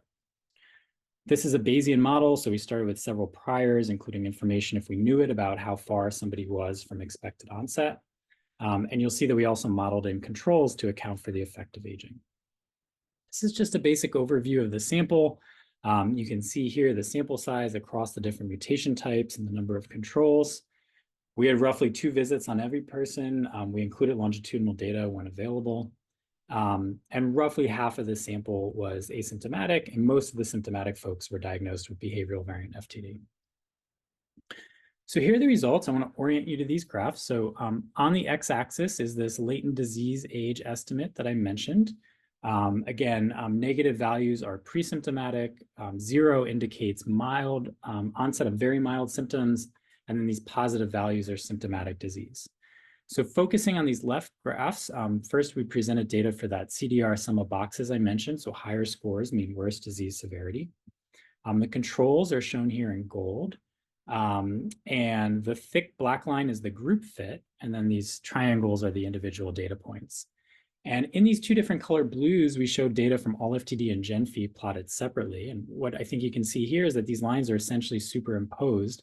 So we saw very similar rates of disease progression across the 2 different cohorts, and all the subsequent modeling included data both from all FTD as well as GenFI. The CDR is at the top, and this is an executive functioning measure called TRAILS-B at the bottom. So on the right here is the actual disease progression model fit. Here we're actually showing how the model fits to the raw data. Now we're breaking this up by a genetic group. So progranulin is shown in green, the MAPT is in purple, and C9 is in pink. And you can already start to see some differences in rates of progression across these groups. Just to say we did this also for NFL, for all the different imaging variables. Again, the details of the methods are in the paper if you'd like to review them. And one of the things that came out of these models was understanding how the dynamics differ between the different genetic groups. So here we selected a representative imaging measure in green and a clinical measure in orange, and overlaid those on the FTLD CDR in black and NFL in purple. Here the y-axis is like a standardized unit, so all the biomarkers are on relatively similar scales. And you can see these very interesting group differences. So in C9, for example, brain atrophy and NFL, elevation begins many, many years prior to expected symptom onset, but these changes are really more insidious. In progranulin, in contrast, you see these really rapid changes in MRI and NFL that occur close to symptom onset. And then in tau mutation, it's different. We see temporal lobe volumes, for example, changing earliest, and we really don't see as much of a signal for the NFL data here. And we're currently working on updating these models, including things like genetic modifiers and additional fluid biomarkers such as GFAP. But one of the other things that you can do from this is essentially simulate hypothetical clinical trials and use that disease age estimate as an enrollment criterion. So if you predict an individual's disease onset based on the combination of their scores on all these markers, you could find people who are closest to conversion and most likely to show change during a clinical trial. So this is just an example of the simulations in progranulin. The top here is really prevention trials in which we're only enrolling those that have a CDR of 0 who are asymptomatic. And you can see we employed several different inclusion criteria. So enrolling everybody with a CDR of 0, those with an elevated NFL, or we use the disease age estimate as a cutoff. And what we basically show, this is the number of people you need to detect a treatment effect at 2 years or 4 years. As may be expected in the pre-symptomatic stages, it's really the biomarkers, NFL, and frontal volumes that produce sort of reasonable sample size estimates. But the other thing that came out of this is that if you use disease age, you can actually reduce the number of people you need to detect an effect while having more available participants than if you used NFL at this threshold, for example. In the bottom half, we just did something similar for an early symptomatic trial. This is everybody with sort of mild dementia or a CDR of 1, and those with a 0 or 0.5. And we used the same criteria and found very similar results, where disease age can help you require fewer people to detect an effect, but also be a little bit more inclusive in your trial. So to shift gears, I'm going to end the talk by talking about some of the work that we're doing on digital clinical outcome assessments. So digital tools enable remote monitoring of participants and offer a lot of general benefits like reducing participant and staff time and burden and expense, improving scoring integrity and efficiency, and producing some novel metrics. But they also, I think, direct several key needs for the development of FTLD therapeutics. So first, digital biomarkers can surmount barriers to enrollment. As you know, FTD participants are dispersed far from academic centers, and to adequately power treatment trials, we need to recruit from a wide catchment area, which induces travel burden. Also, the symptoms of FTD can make it difficult to get people to research centers. So trials using remote digital assessments can address these needs by bringing the clinic to the patient. Second, there's a major problem with lack of diversity in FTD research. But increasing things like social-cultural diversity is challenging, in part because of barriers to bringing people to academic centers, like lack of time, resources, and trust. Bringing research into the patient's home may enable more inclusive trials. And finally, optimizing early detection and diagnosis and monitoring, as I've discussed, is key for recruiting enough patients and the right patients and to detect a treatment effect. We think that by using digital technologies, you can widen your net, use it as a screening tool to bring more people into research. I didn't highlight this before, but one of the things that came out of the disease progression models is that, as you can see here in orange, our best neuropsych measures really weren't showing much of a change until symptoms were already, could already be seen by family members. So we hope is that by doing monitoring in the home, you can do it more frequently and therefore may be more sensitive to the earliest stages of disease. And coming in, we had some signal that this was the case.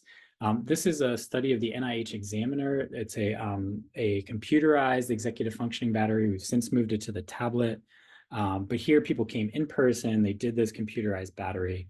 And when we looked at those, we looked at 93 mutation carriers compared to non-carrier controls. Who were either preclinical or had very mild symptoms. And as you can see in red, we saw that at baseline and longitudinally, the mutation carriers performed worse. This held even when we looked at those who were asymptomatic at baseline.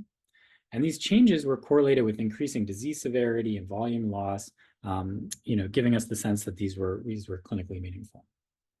This was all done in person. We really looked to smartphones as a solution for testing participants in their own home.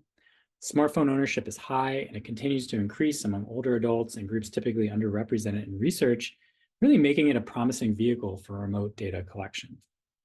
Plus, the daily use of smartphones brings rich social and behavioral data we might be able to leverage for early detection of neurodegeneration.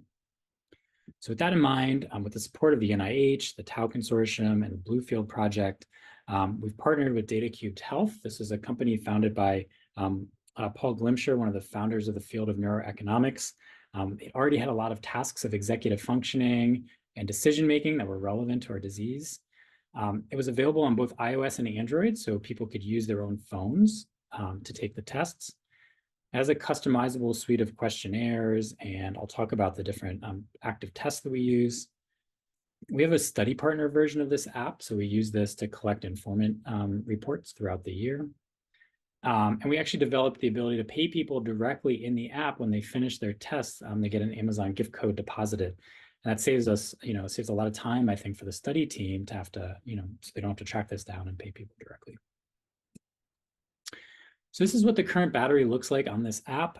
We have a number of gamified versions of classic executive functioning and processing speed tests. I'll show you a memory test in a moment. We built tests of gait and balance using the phone's accelerometer and gyroscope and finger tapping. You could see an example of the finger tapping test here on the right.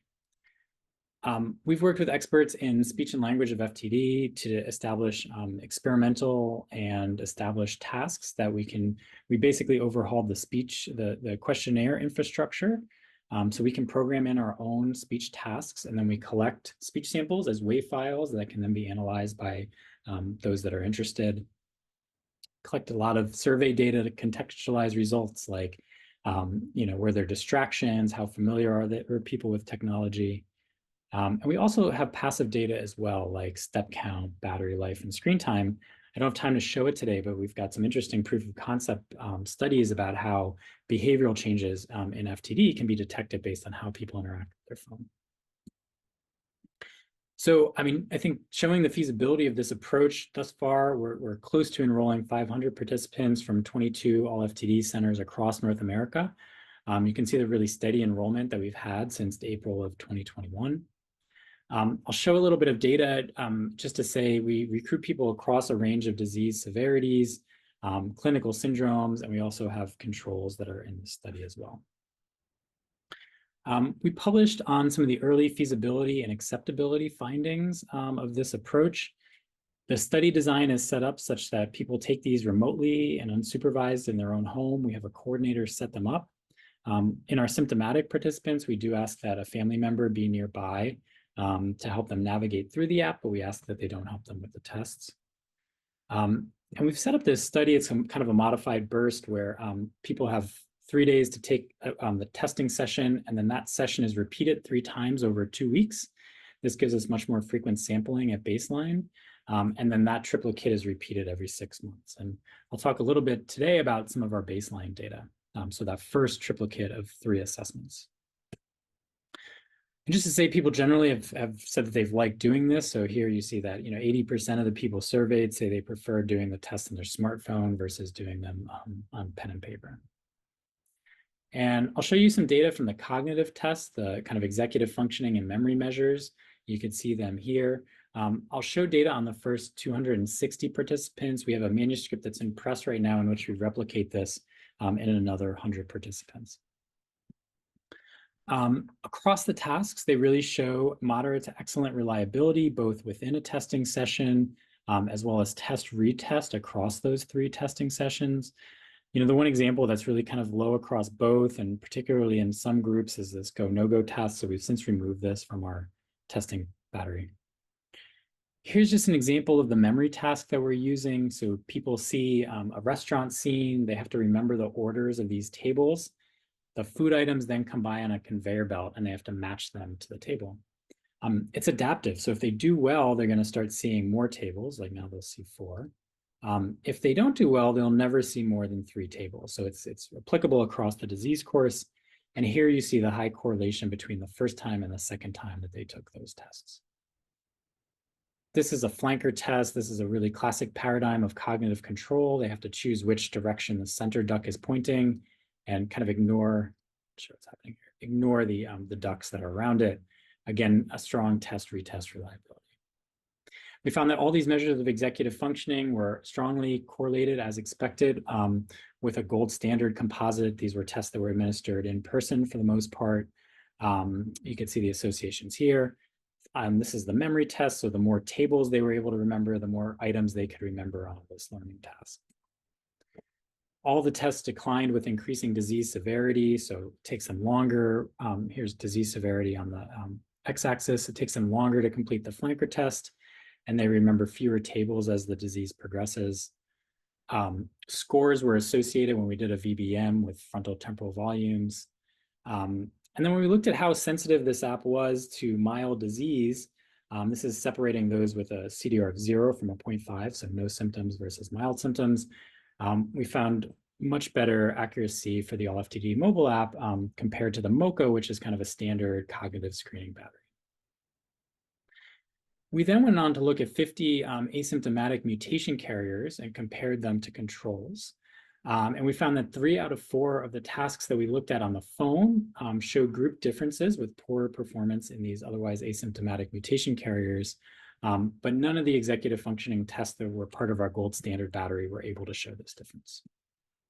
I'll just say that we're supporting this. We have a collaboration with the Brain Health Registry in which we're enrolling a normative sample. We've enrolled almost 600 out of the planned 1,000, really kind of maximizing demographic diversity. And this is all self-download, self-administer in partnership with this registry. So I think it's an example of a really scalable way to be able to do this kind of research. So I want to thank everybody that's contributed to the app, particularly Adam Boxer, who I've worked with on this from the beginning, as well as all the other members of our team.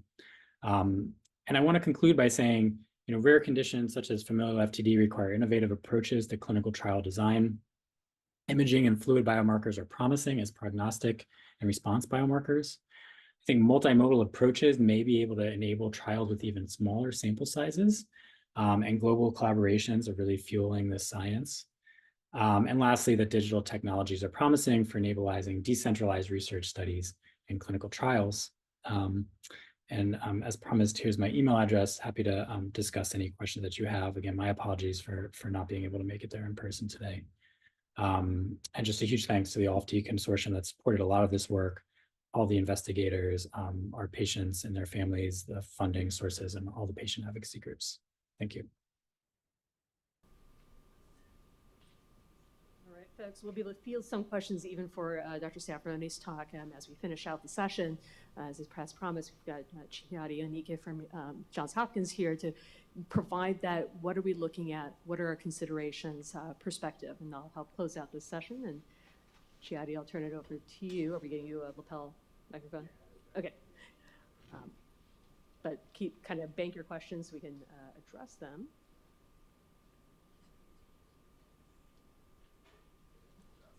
Yeah. Well, I'm also asking them to defer.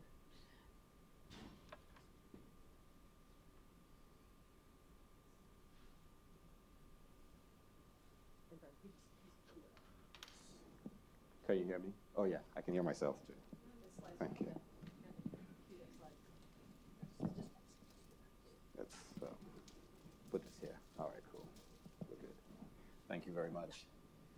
So this is going to overlap a bit with what Adam has presented. I didn't have the benefit of seeing his slides beforehand. So I wanted to say thank you to Cure VCP and to everyone here for waiting this long. There are many metaphors one might use, such as saving dessert, saving the best for last, and so on. So I hope to make that true, and I hope that if I am not quite successful, that you'll pretend that I have. So frontotemporal dementia, the canonical phenotypes essentially describe a syndrome that reflects either aberrations of conduct. By conduct, we don't mean any psychiatric state. We really mean aberrations that arise from a loss of social cognition and loss of knowledge of the social rules. And so people have a coarsening of their temperament. They have a change in their dispositions, in their judgment, in their comportment, and in their ability to control themselves. So that's one of the canonical phenotypes. We call that a behavioral variant. And then you have, on the other hand, two language phenotypes, one in which people have difficulty producing speech, so it's disjointed, it's disfluent, or it's otherwise empty.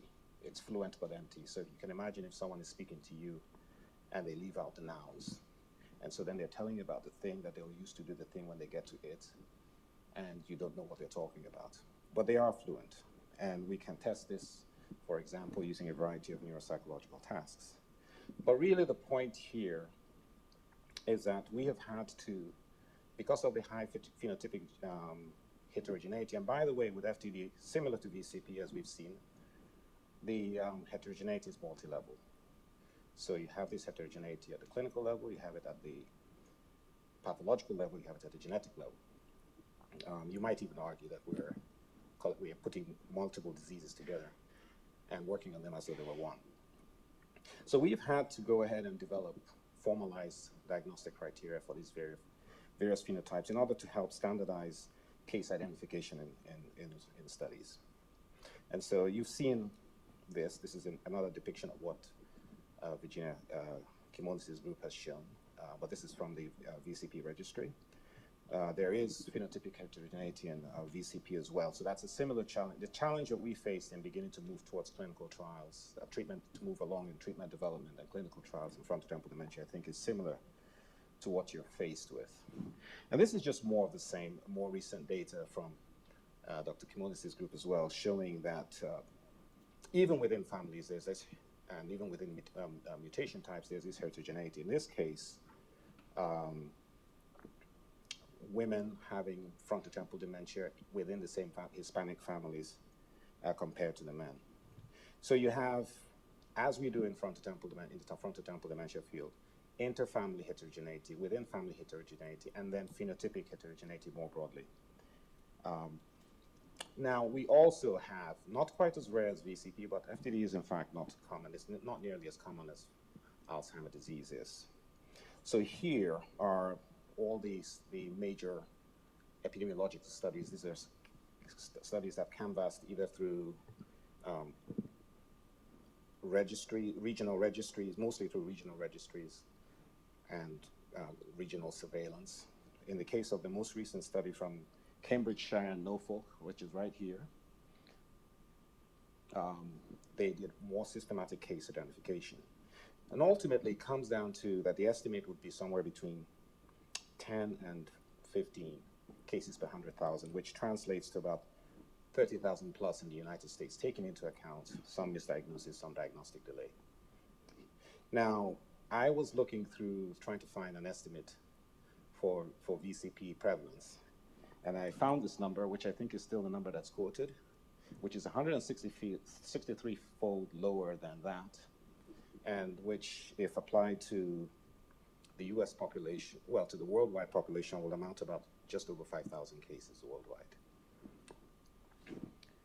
I think it's probably an underestimate, by the way, this prevalence number. Now, what the Cambridgeshire study did was to also break this down, the prevalence data by age groups, which allows us essentially in terms of case finding strategies to know where to look for disease, at what age groups we would be expecting to find disease onset. Now, it turns out it also took away a myth that we'd had for a long time, the idea that frontotemporal dementia is most common around this age. It turns out that it's throughout the adult age range. The prevalence is spread out. Now, when we look at the incidence curves for the major mutation types of mutations in tau, progranulin, and C9orf72, which together account for over 95% of all hereditary FTD, it turns out that the age of onset is about here, the earliest age. And then by age 60, about 50% of mutation carriers will have developed symptoms. So this is useful in terms of conceptualizing how to design case identification when you have a cohort of, say, mutation carriers, particularly asymptomatic mutation carriers.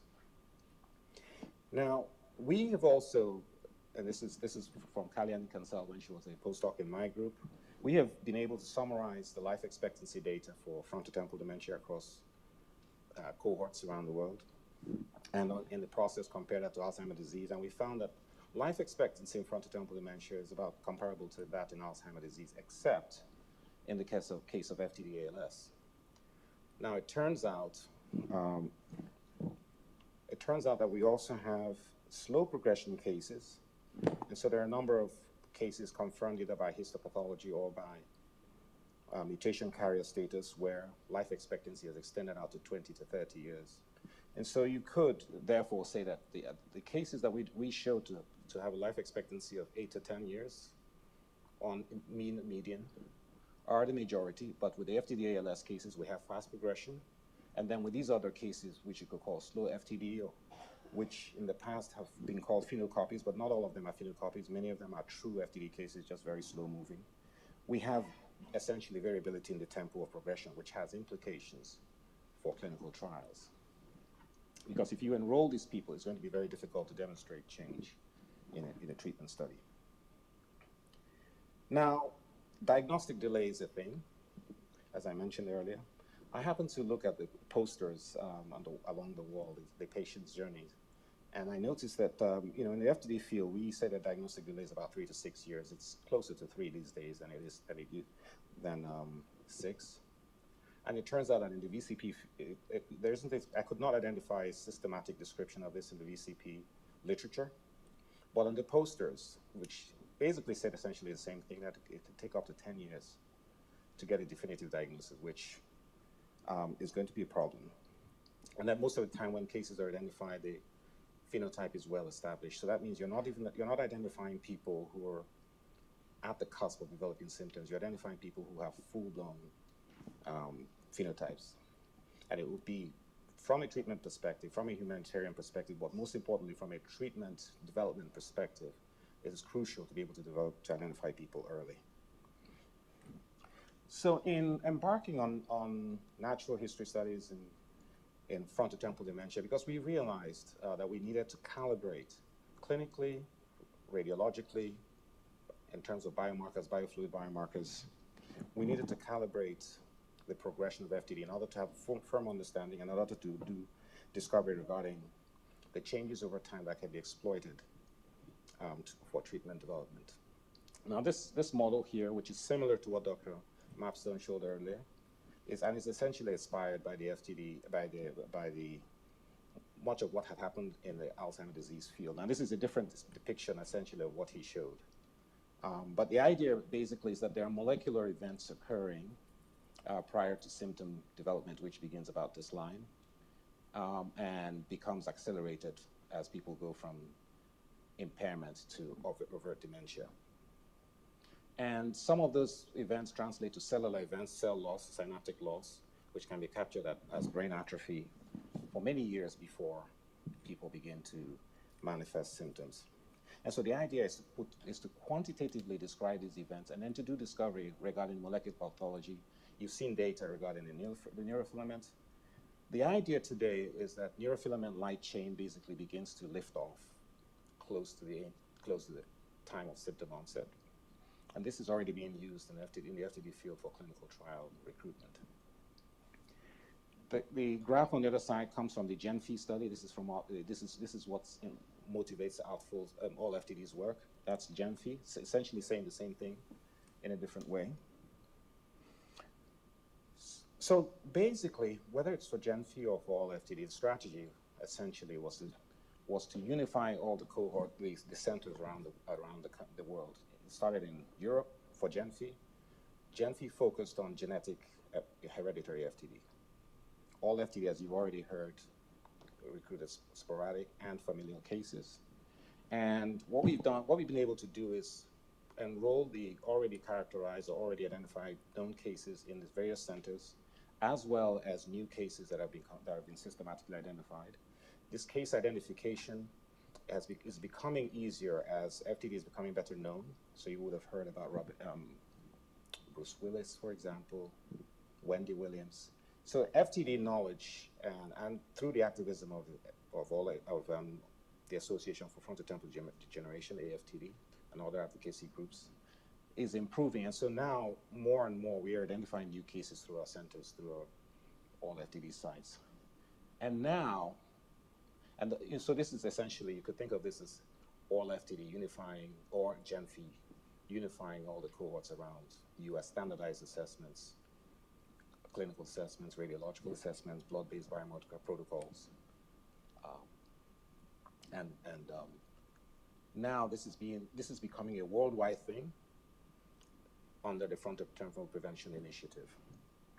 So what we're doing essentially is trying to maximize case identification, to optimize case identification by enrolling not just cases, but also mutation carriers who are asymptomatic. So we're enrolling families. And at this time, in all FTD, I think we have close to 170 families, just under 1,200 individuals, and I'm talking about the hereditary cases. So we have some ideas about how we've had for a long time efforts to understand how psychometric change occurs in FTD. Now this is an early model from Murray Grossman's group at Penn. And at that time, there's the assumption, or at least these data were modeled as linear functions. And they basically indicate that FTD progression would be faster in some areas. For example, it'll be slower than Alzheimer's disease for memory, which you see here. faster in some of the executive function measures. But these are linear functions, and this graph from the Dutch group says the same thing. And the idea was to try to get a sense of how to focus measurement in FTD. But the problem with this approach is that it does not tell us about the quality of these measures, whether these psychometric instruments that we're using. So here, what you're seeing are basically, in some cases, summaries, and in other cases, like this, it's a particular instrument. What our group did was to go to the National Alzheimer's Coordinating Centers, where we could identify many more cases of frontotemporal dementia. And what you see here are spaghetti plots. Earlier on, Adam talked about UDS data. So this is the data that we're collecting. Essentially, this list here depicts what we are collecting in all FTD. In GenFI, it's a bit different, but the Frontotemporal Prevention Initiative is seeking to harmonize that. And what you're looking at here, just CDR, spaghetti plots for the M.M.S. Functional Assessment Questionnaire, which is a disability measure, and the CDR Sum of Boxes score, which is a summary measure of dementia severity. It's used for staging as well. And the point here, and I showed you earlier that we have slow progression cases, so you have some horizontal lines, you have abrupt decline, and then you have some intermediates. So we have different tempos of progression. And what we did was to use latent class mix effect regression models to try to summarize this, to identify, to empirically describe these classes. And we were able to, using a Bayesian approach, we would be able to basically demonstrate that we basically ended up with a two-class solution as the best. Now, these kinds of models, usually there is some degree of judgment as to whether you have a two-class solution, a three-class solution, or so on. We base class membership essentially on the 0.5% probability. So if we use a different probability, we might have ended up with a different solution. But in any case, using these classifications here, and also doing a latent disease stage modeling, we're able to show not just that we have these two classes of progression cases, but also we're able to show here that decline in measures occurs at different intervals. So how you classify a case might depend on what measure you're using. So for example, if you're using the MMSE, you're likely to underestimate severity because decline is later compared to if you're using the FAQ.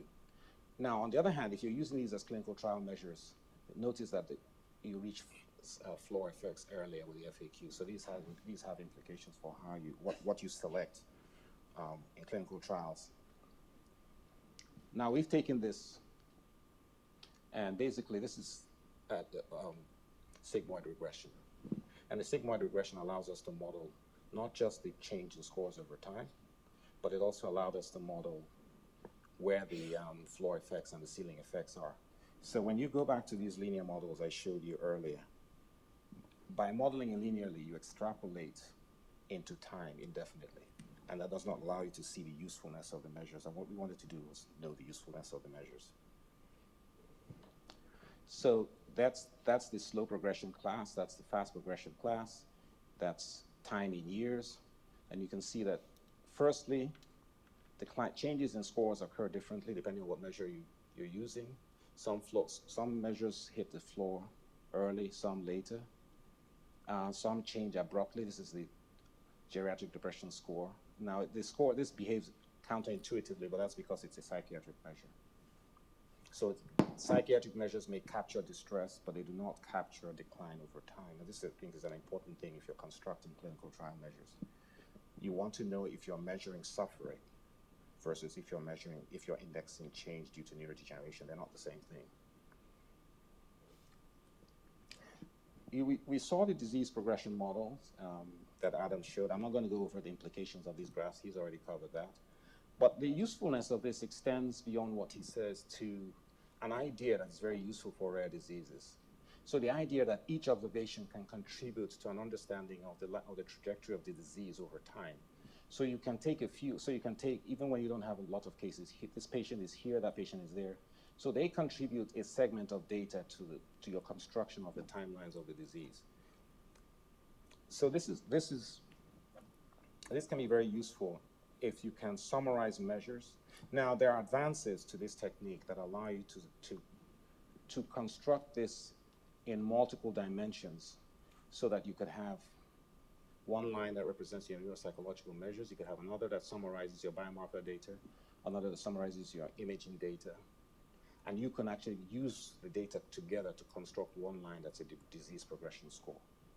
Now, we're not yet doing that level of disease progression modeling in this field, but our group has attempted that in our spinal cerebral ataxia work, and it potentially could be a powerful way to summarize progression data when you're dealing with with a phenotype that is with phenotypic heterogeneity. Now, we hold the view that the neurofilament is not quite ready for prime time. We hold that view because, as you can see here, separation between the normal controls, the symptomatic patients, by the way, this is C9orf72, that's progranulin, that's MAP-tau. But across the graphs, you can tell that separation from normal controls, the asymptomatic people, to the MBI, MCI state, which, by the way, is a tentative classification indicating pre-symptomatic non-dementia cases, is not yet clean enough to reliably classify cases. Now, in some of these cases, like here and there, sample sizes are small, so these estimates are unstable or should be viewed as preliminary. Similarly, if you look here at the cutoffs that were mentioned in the previous talk, so that's using a cut point of 13.6 here, and as positive versus negative, and you look at the normal non-carriers, and you can see that about 10%, or almost 10% of normal non-carriers have elevation or meet this threshold. And we believe, and that's because there is some data showing that some psychiatric cases can actually have neurofilament elevation. So there's still quite a bit of work to be done to understand how we will use these as classifiers and how we'll use this to track progression over time. In terms of change over time using this monitoring, this is data from GenFi, essentially showing that it's not a reliable measure of the progression of neurodegenerative disease. A number of groups have demonstrated that while it shows that neurodegeneration has reached a threshold for symptoms, it does not necessarily increase over time once people have dementia. So it's not going to be a reliable way to define, to track progression in terms of treatment responses. The last point I wanted to make with this slide is that it's going to be necessary to understand how neurofilament behaves in the VCP cases, because as you can see, comparing these graphs, the neurofilament behavior is not identical when you're comparing, say, the C9orf72 cases to, progranulin. Now, I mentioned earlier that the sample sizes are small, but it's also important to notice that the patterns they differ. So there is a need to characterize neurofilament specifically in the VCP cases. So one of the things we're doing now, we have a clinical assessment group within all FTD. Nupur is part of this group. And the challenge is we recognize that it's going to be difficult. Right now, there are about 15, somewhere between 15 and 20 compounds, either already in the clinical trial space or close in preclinical and in between. And these are targeting hereditary FTD. We cannot afford to test for behavioral FTD separate from say the other phenotypes, because we're already dicing the population based on the mutation type. So our numbers are going to be too small, and especially taking into account the number of compounds that are coming through that will require recruitment. And if you are familiar with clinical trials, you know that participation in one trial can preclude you from participation in any other trial. So what we're trying to do now is develop a summary measure basically for multi-system states. And so if you look here, you can see cross-domain. We have standard assessment categories for cognition and function, for behavior, for language, and for motor dysfunction. And this is a work in progress, but basically it involves collecting data from interviews, and so interviewing the caregiver, interviewing the subject if they can provide information, and then putting that information together to describe changes in all these domains. Now, one of the things that we're not doing is we're not incorporating the data from the UPDRS, for example, on the systematic. We're not incorporating data from the neuropsychological assessment battery. We're not using data from the UPDRS or the formal neurological examination. And the reason for that is because we want this to stand as an independent measure from the other variables and this is an FDA strategy. Okay, that's the reason. Advice from the FDA has indicated that this measure would need to be shown to be independent of, say, the CDR ratings or the other examination scores. This is important because when you do clinical trials, you're going to have to show it'll be important when you have multiple outcomes to be able to show convergence of outcomes on conversion of endpoints of effects in the same direction, that sort of thing. Now, we have undertaken also to define preclinical states systematically. The early work basically showed that there were subclinical executive and language dysfunctions. It's been harder to measure the socio-cognitive dysfunctions in a way that allows us to describe preclinical states, although that work has begun. There's a concept called mild behavioral impairment that's still being validated.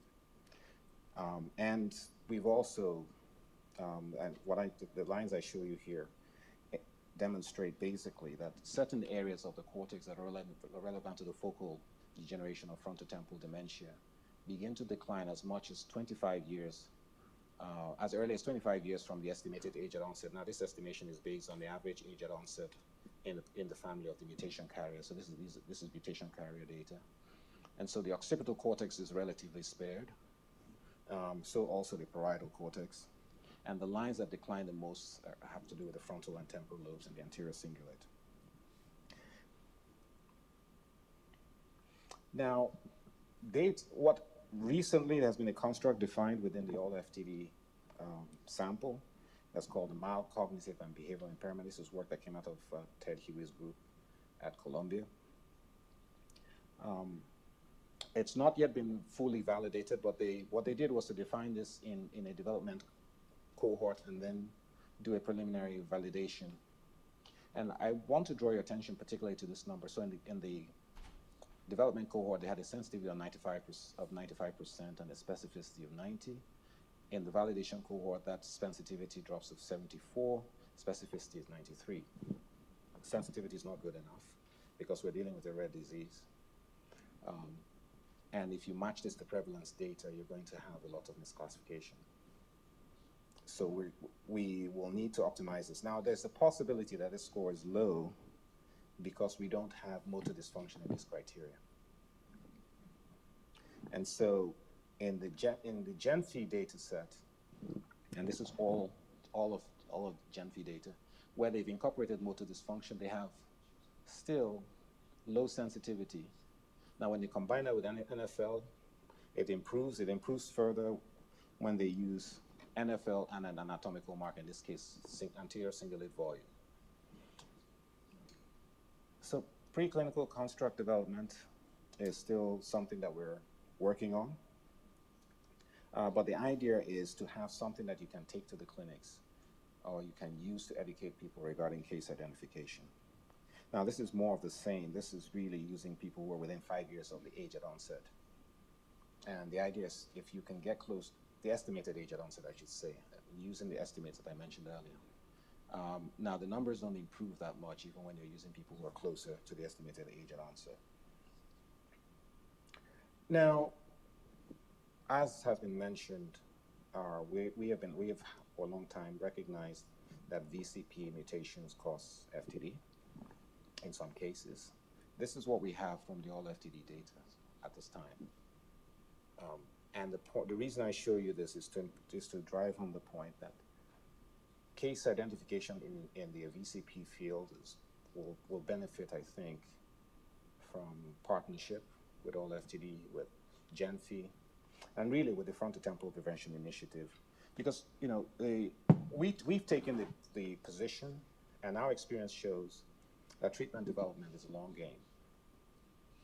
So it's a long game because you need to define your phenotypes in a way that allows novice physicians, novice providers to make the diagnosis efficiently, so that you can shorten the time to diagnosis that people experience in the community. If you shorten that time, you recognize the cases earlier, you recognize them sooner, you'll recognize a higher proportion of the cases.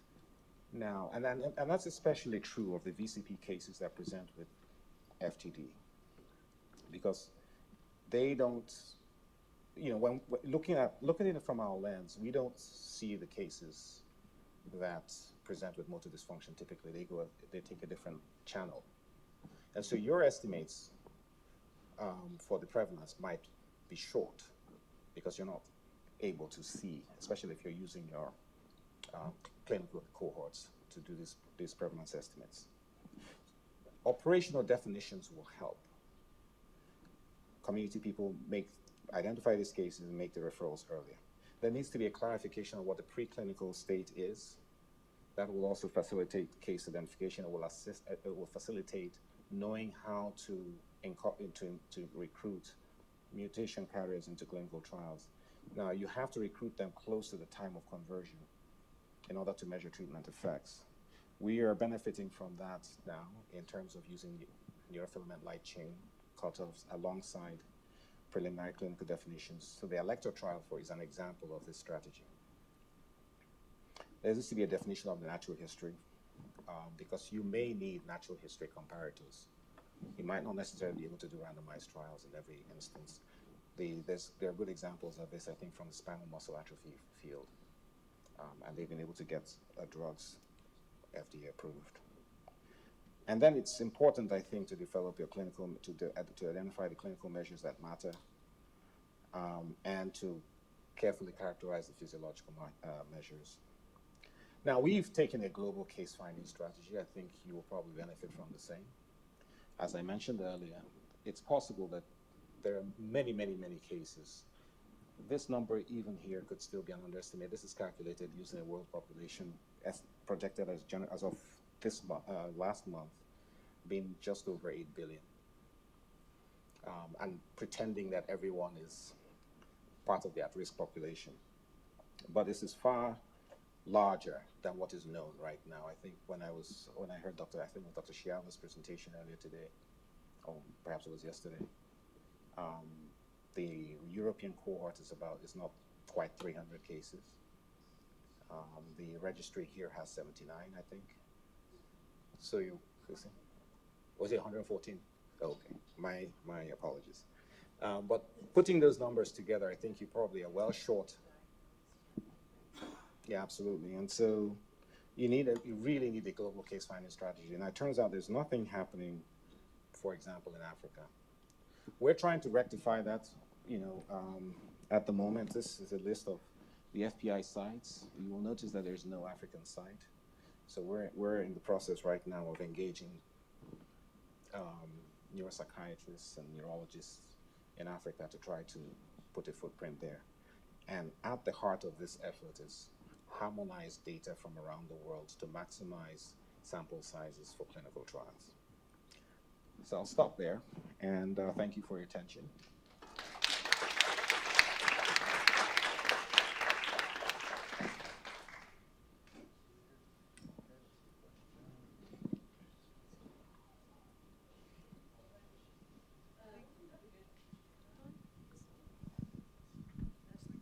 Thank you. So I don't know if you know Charles Smith, University of Kentucky, Lexington. He has retired a couple of years ago. So he wrote an R01 and got funded to work on these pre-symptomatic patients over 5 years. And he didn't really see much significant differences, compared to the affected people. And you're telling us that we really need to target those at-risk individuals whose NfLs are rising. Maybe you can expand a little more on how you see a study for VCP FTD progressing? So yeah, so you mentioned two things, I think. Now in the FTD field, identifying preclinical cases is important, in part because we have a different tempo of progression, right?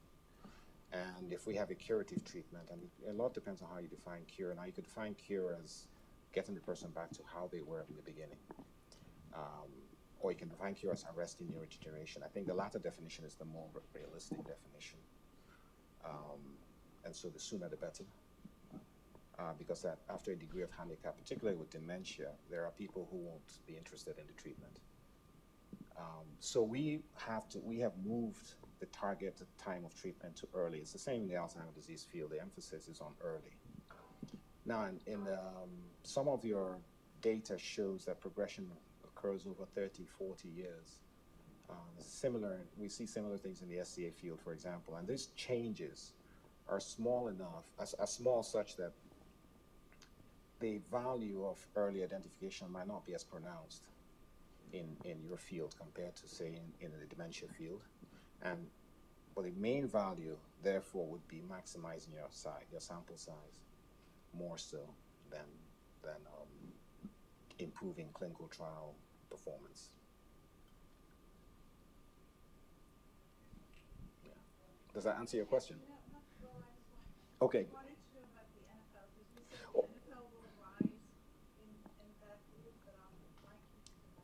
Oh no, I wasn't quite saying that. Now in the FTD, the FTD research shows that the NFL, and this is true in Alzheimer's disease, the NFL levels begin to rise as people are going from normal to impaired, and this is prior to dementia. So as they enter that mild impaired state, which is sometimes called mild cognitive impairment, and you've seen the other constructs that we are working with. Now, when you look at the mutation types, these curves they're not exactly the same. I didn't quite show the curves for the transition. What I showed is the distribution of cases and the magnitude of differences between between asymptomatic carriers, mildly impaired carriers, and those with dementia.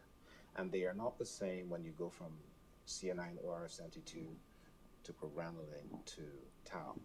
So there's a need to, I think, clarify exactly what is to be expected for VCP. So you have to do a formal evaluation of that. That is the point I was trying to make.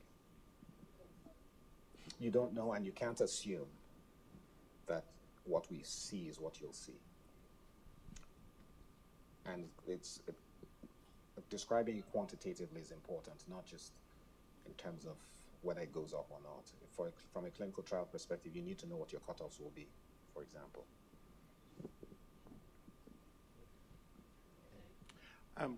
Thanks for the talk. Sure, I don't thanks. know if there's enough data, but in the setting of C9, where you have variable phenotypes, does mild motor impairment or mild behavioral impairment predict subsequent ALS versus FTD?